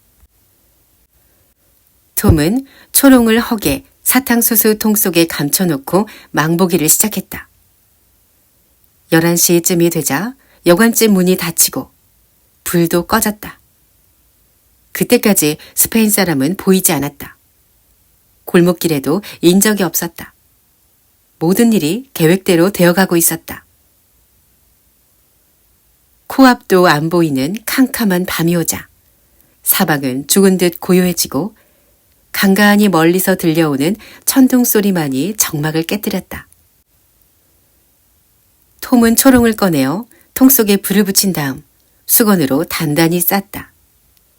두 꼬마 모험가는 어둠 속에서 발소리를 죽여가며 여관집으로 향했다. 헉이 망을 보는 사이에 톰은 손으로 더듬으면서 골목길로 들어갔다. 기다리고 있는 동안 헉의 마음은 불안 때문에 태산처럼 무거웠다.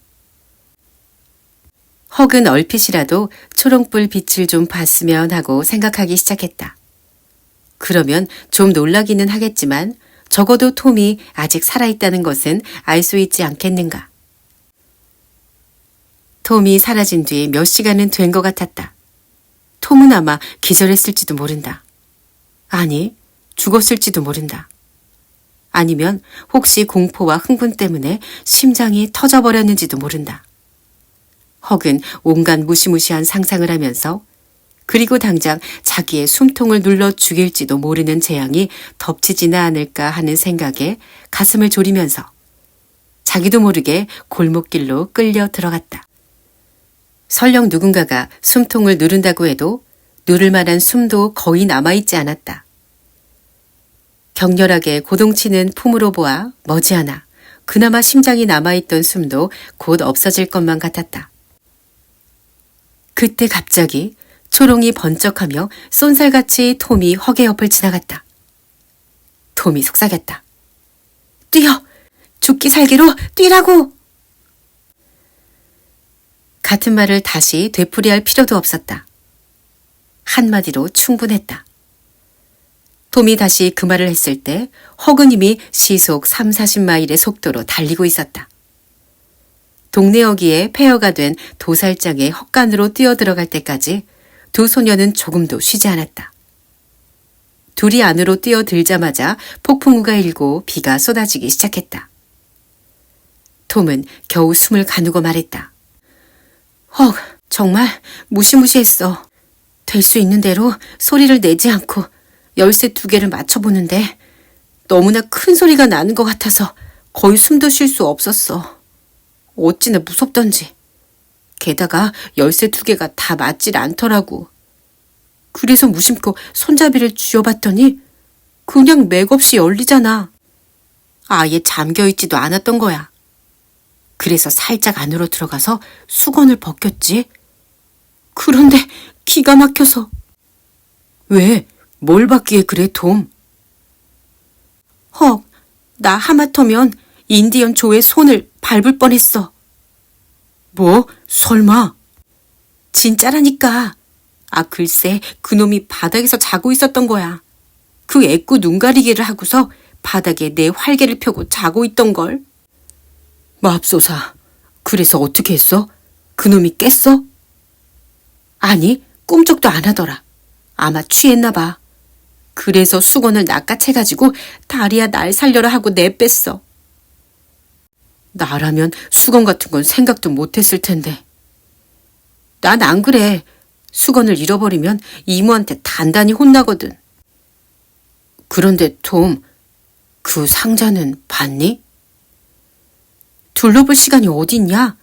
상자고 십자가고 못 봤어. 본 건 인디언 조 옆 마룻바닥에 굴러다니는 병이랑 양철컵뿐이야. 그래, 방 안에는 술통 2개랑 병이 몇 개 더 있었어. 야, 헉, 이제 그 유령이 나오는 방의 정체가 뭔지 알 것 같지 않니? 어떻게? 결국 유령이란 건 위스키인 것 같아. 금주 여관집이라고 하는 것들은 죄다 이런 유령방을 하나씩은 갖고 있을지도 몰라, 헉. 그럴 수도 있겠다. 그걸 누가 꿈이나 꾸겠어? 그건 그렇고, 톰. 인디언조가 취해서 자고 있다면 상자를 꺼내기엔 지금이 딱 좋은 거 아니야? 그래? 그럼 네가 좀 가지고 와봐라. 헉은 진저리를 찾다. 어이구, 그건 안 돼. 난 못해. 나도 마찬가지야, 헉. 인디언 조 옆에 굴러다니는 병 하나론 안심이 안 돼. 적어도 3개쯤 굴러다닌다면 또 모를까. 그때는 곤드레 만들에 취해 나가 떨어져 있을 테니까 한 번쯤 시도해볼 만도 하겠지. 두 소녀는 잠시 곰곰이 궁리를 해보았다. 톰이 입을 열었다. 헉, 이렇게 하기로 하자. 우선 그 방에 인디언 조가 있는 동안만은 절대로 아무 짓도 하지 말자. 너무 무섭잖니. 매일 밤마다 망을 보면 언젠가 한 번쯤은 그 작자가 나갈 때가 있을 거야. 그러면 그 틈을 타서 살짝 들어가 상자를 잽싸게 훔쳐내는 거야. 좋아, 그렇게 하기로 하자. 밤새도록 망을 보는 건 내가 할게. 그 대신 훔치는 건 네가 하는 거다. 알았어. 조가 나가면 후퍼 거리를 따라서 한 구획쯤 와서 고양이 우는 소리를 내. 만약에 내가 자고 있으면 창에다 돌을 던지면 돼. 그러면 곧 나갈 테니까. 그래, 좋은 생각이다. 헉, 폭풍우가 끝났으니까 난 이제 집에 갈래. 이제 2시간만 지나면 날이 밝을 거야. 넌 다시 돌아가서 그때까지 망 보는 거다. 알았지? 톰, 난 한다면 하는 사람이야. 1년 동안이라도 밤마다 그 여관을 지킬 수 있어. 낮엔 자고 밤새도록 망을 보면 돼. 그러면 됐어. 그런데 넌 어디서 잘 거니? 벤 로저스네 건초 헛간에서 자면 돼. 벤도 뭐라고 안 하고. 벤네 집 검둥이 제이크 영감도 눈 감아주고 있거든. 난 늘 그 영감이 부탁하면 물을 길어다 주고 그 영감도 내가 부탁하면 꼭 먹을 걸 나눠줘. 없을 땐 할 수 없지만 참 좋은 사람이야. 그 영감도 날 좋아해. 내가 백인이라고 조금도 잘난 체 하지 않으니까. 가끔 같이 앉아서 뭘 먹을 때도 있어. 하지만 톰, 이 얘긴 아무한테도 하지 마. 배가 아주 고플 땐 보통 때 하고 싶지 않은 일도 하지 않으면 안 되는 수가 있거든. 알았어. 자, 그럼 급한 일이 생기지 않으면 부르러 오지 않을 테니까 낮엔 실컷 자. 방해 안 할 테니까. 밤에 무슨 일이 생기면 곧 달려와서 고양이 소리를 내고.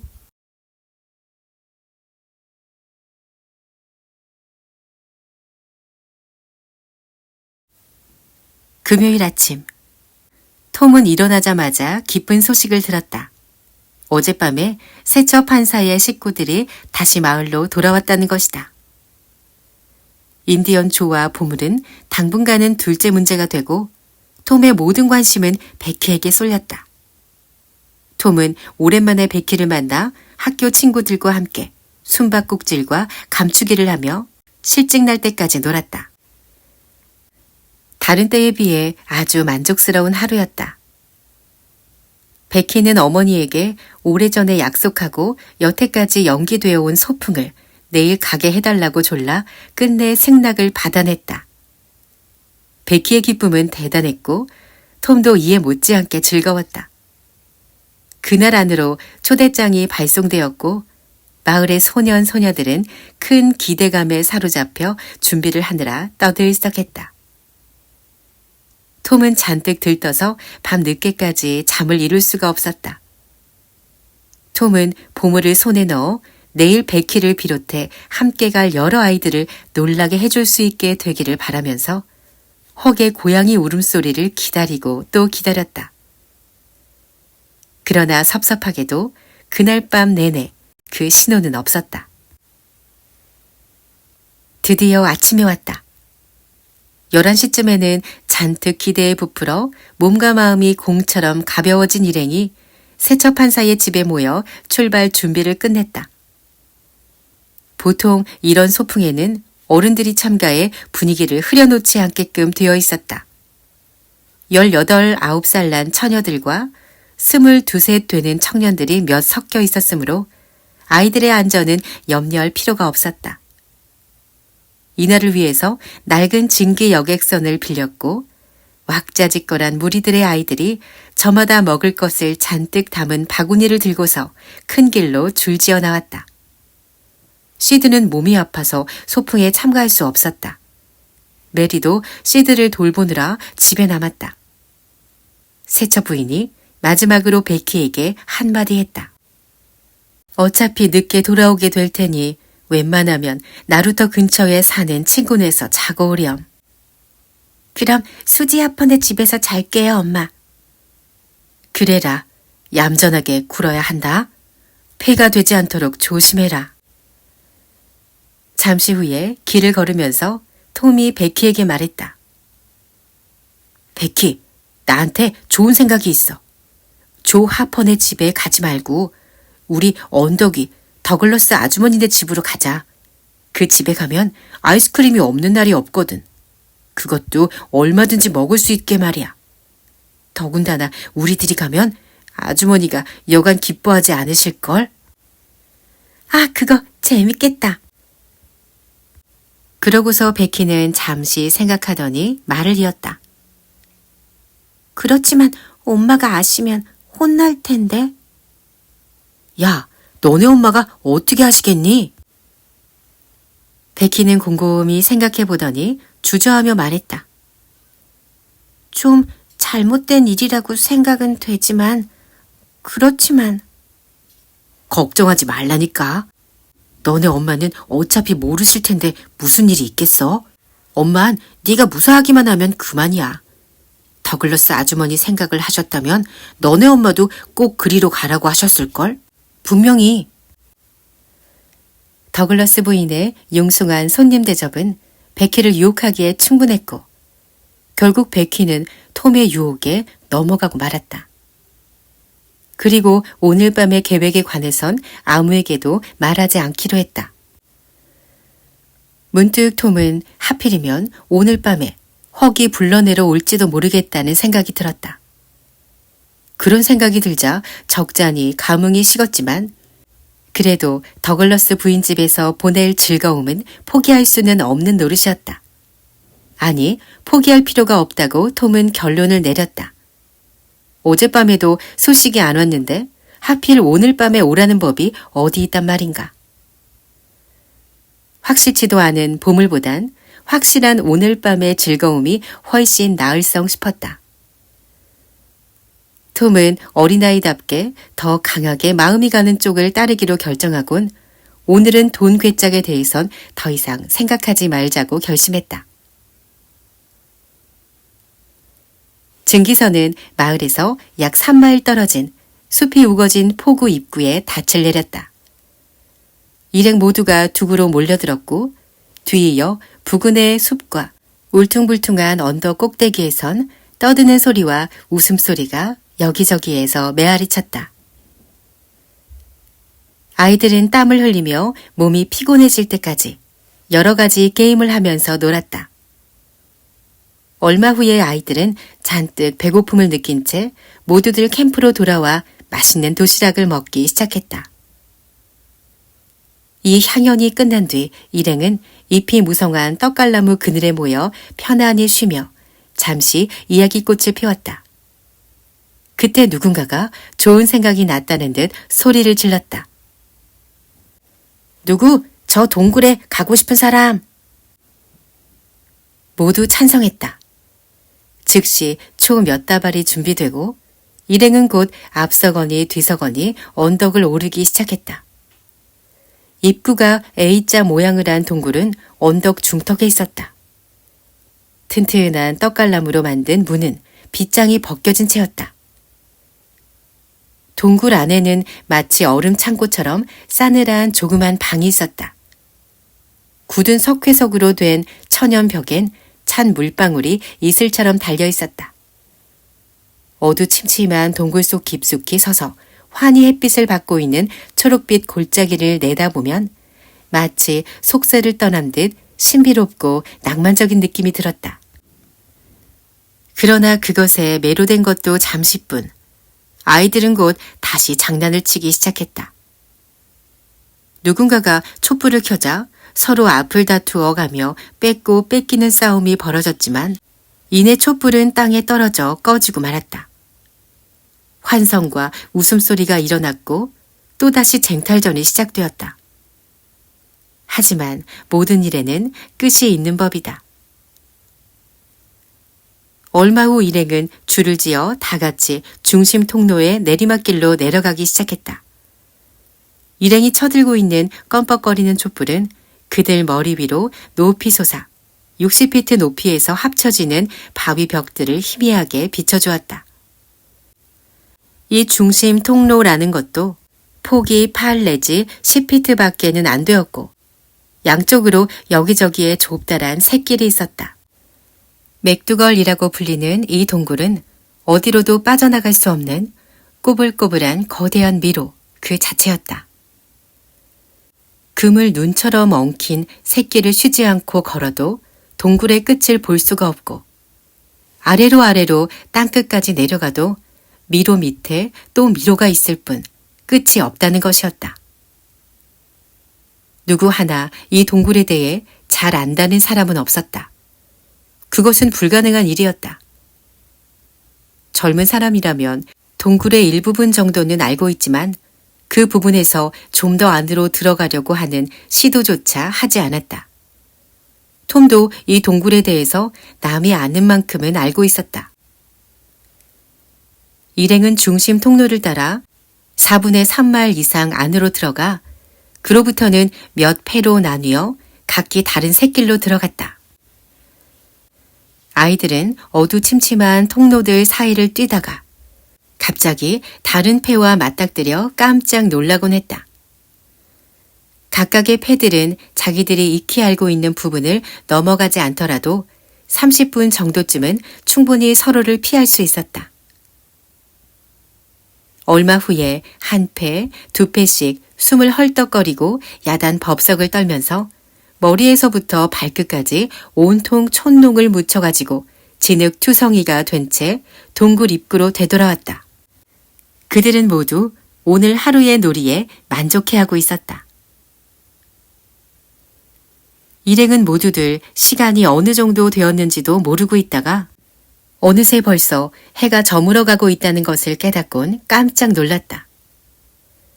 30분 전부터 벌써 증기선의 출발총이 계속해서 땡땡 울리고 있었다. 이런 식으로 하루를 마무리하는 것은 꽤 낭만적이며 더할 나위 없이 만족스러운 일이었다. 증기선이 이들 시끄러운 승객을 태우고 강 한가운데로 나갔을 때 지체된 시간 때문에 안타까워할 사람은 선장뿐 아무도 신경조차 쓰지 않았다. 헉은 이미 망을 보고 있었다. 나룻배 불빛이 부둣가를 지나칠 땐 소년 소녀들이 쥐죽은 듯이 조용했기 때문에 헉은 그 배가 무슨 배인지 왜 부둣가에 대지 않는지 의아했지만 곧 배 생각은 잊고 자기 할 일에 신경을 모았다. 그날 밤은 유달리 흐리고 깜깜했다. 10시가 되어 거리의 소음이 그치고 여기저기서 등불이 하나 둘씩 꺼지기 시작하자 통행인도 완전히 자취를 감추었고 온 마을이 잠들기 시작했다. 이제 꼬마 망꾼 헉을 둘러싸고 있는 것은 오직 고요함과 유령들 뿐이었다. 11시가 되자 여관집까지도 불을 끄고 말아 사방은 완전히 캄캄해지고 말았다. 헉은 실증이 날 정도로 기다리고 또 기다렸지만 아무 일도 일어나지 않았다. 헉의 신념이 흔들리기 시작했다. 대체 이런 일을 해서 무엇을 하겠다는 걸까? 무슨 소용이 있을까?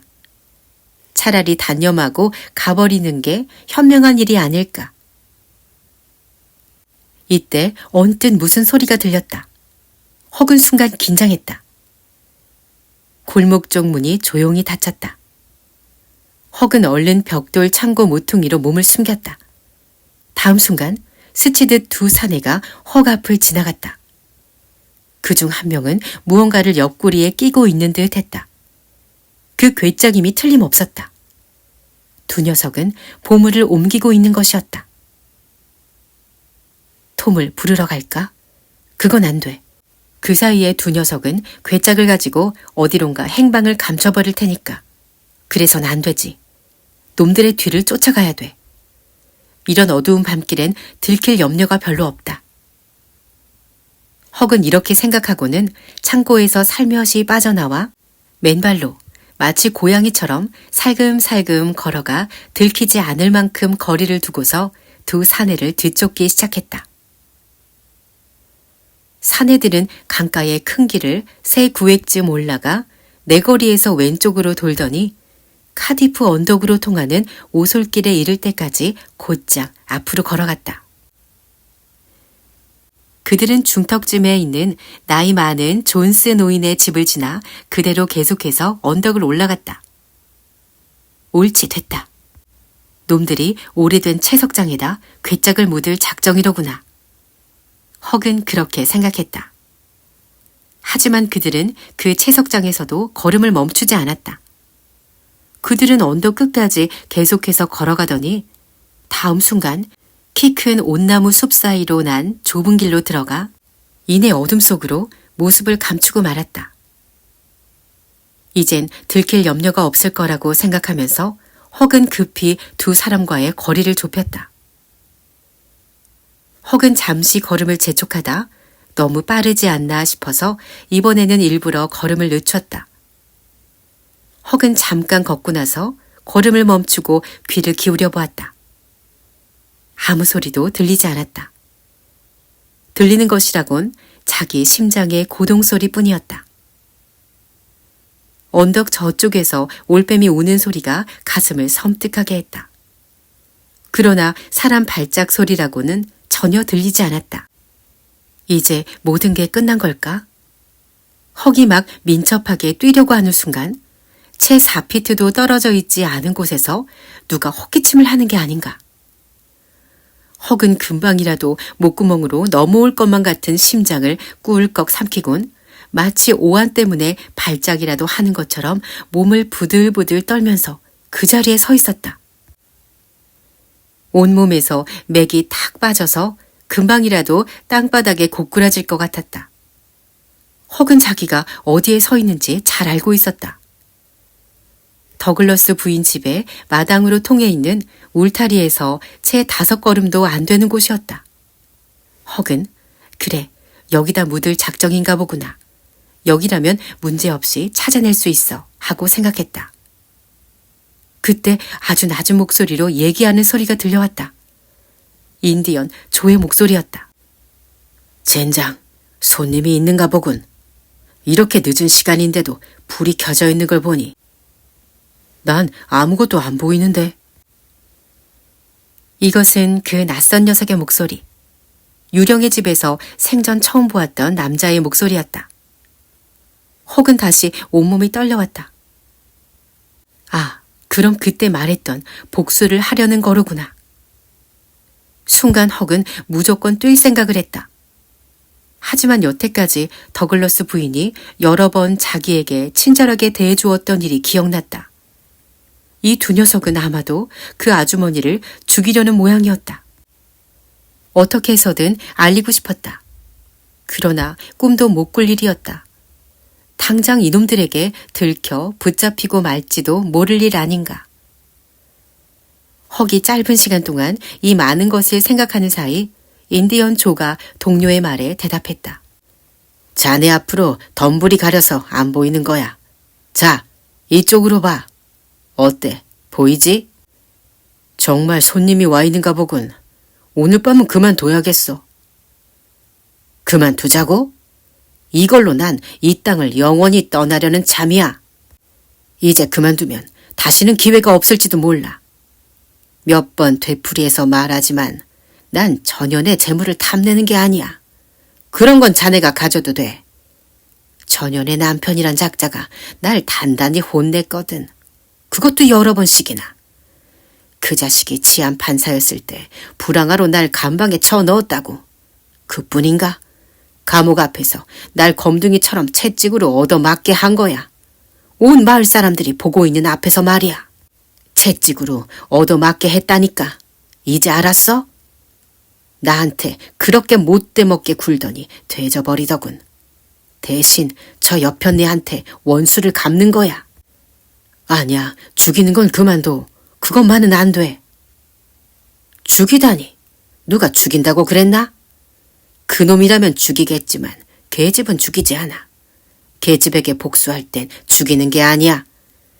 상판 떼길 엉망진창으로 만들어 놓는 거지. 코를 싹둑 잘라놓거나 돼지처럼 귀에 칼집을 새겨 놓는 거라고. 그건 너무... 참견 마라. 그게 신상에 좋을걸. 그리고 전현을 침대에다 매놓을 거야. 피를 많이 흘려 죽어버려도 할 수 없지.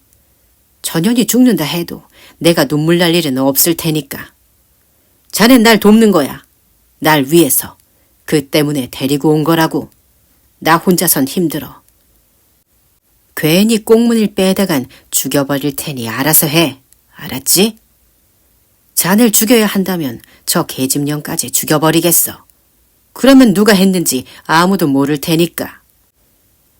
그래, 좀 그렇다면 할 수 없지. 어서 빨리 해치우자고. 난 무서워 죽겠어. 지금 하라는 거야? 손님이 있는데? 혹시 돈 거 아니야? 불이 꺼질 때까지 기다리는 거야. 서두를 거 없어.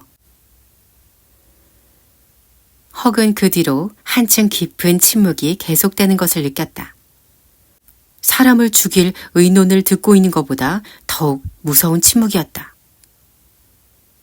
헉은 숨을 죽이고 가만가만 뒷걸음질 치기 시작했다. 우선 한 발을 들어 몸을 가눈 후에 조심조심 그리고 힘있게 뒤로 내디딘 후 아슬아슬하게 쓰러질 듯 말 듯 중심을 잡았다. 그러고는 다시 같은 방식으로 같은 위험을 무릅쓰고 다음 한 걸음을 떼어놓았다. 조심스레 한 발 한 발 옮기는데 갑자기 발밑에서 가는 가지가 뚝 하고 부러져 버렸다. 헉은 숨을 멈추고 귀를 쫑긋 세웠다. 하지만 아무 소리도 들리지 않고 조금 전과 같은 정적만 감돌았다. 그 기쁨은 이루 말할 수가 없었다. 얼마 후 헉은 온나무 숲이 양벽을 이룬 길로 다시 나와 마치 증기선의 방향을 바꾸듯 신중히 돌아서서 젠 걸음으로 그러면서도 조심스럽게 걷기 시작했다. 채석장 있는 데까지 와서 이젠 안전하다고 생각되자 거기서부터는 곧장 날듯이 달려 언덕 중턱에 존스 노인의 집에 다다랐다. 헉은 연거푸 문을 두드렸다. 그러자 노인과 건장한 두 아들이 창밖으로 얼굴을 내밀었다. 뭐야, 시끄럽게. 문을 두드리는 건 누구야? 왜 그래? 얼른 열어주세요. 얼른요. 다 얘기할 테니까요. 대체 넌 누구냐? 허클베리 핀이에요. 어서 들여보내줘요. 허클베리 핀이라고? 글쎄, 그다지 문을 열어주고 싶지는 않은 이름이로구나. 그렇지만 뭐 괜찮겠지. 얘들아, 안으로 들어오게 해라. 무슨 일인지 물어나 보자꾸나. 제가 말했다는 건 비밀로 지켜줘요. 헉은 안으로 들어서자마자 이 말부터 꺼냈다. 제발 부탁이에요. 그렇지 않으면 전 틀림없이 제 명에 못 죽을 거예요. 하지만 그 아주머니한텐 신세를 많이 졌으니까 알려야 된다고 생각해요. 제가 했다는 말을 절대로 안 하겠다고 약속하시면 얘기할게요. 무슨 심상치 않은 일인가 보구나. 그렇지 않고서 이 애가 이렇게 당황해야 할 까닭이 없어. 걱정 말아라. 마음 놓고 얘기해봐. 여기 있는 사람은 누구든지 비밀을 지킬 테니까. 3분 후 노인과 두 아들은 단단히 무장을 하고 언덕을 올라 각기 손에 무기를 들고 발소리를 죽여가며 온나무 숲으로 들어가고 있었다.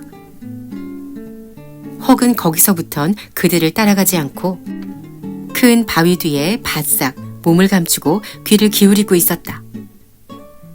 잠시 숨막힐 듯한 침묵이 흘렀다. 그러다 갑자기 땅 하는 총소리와 함께 고함소리가 들렸다. 헉은 무슨 일인지 알 때까지 잠자코 기다릴 수가 없었다. 헉은 일어서기가 무섭게 걸음아 날 살려라 하고 언덕을 달려 내려오기 시작했다.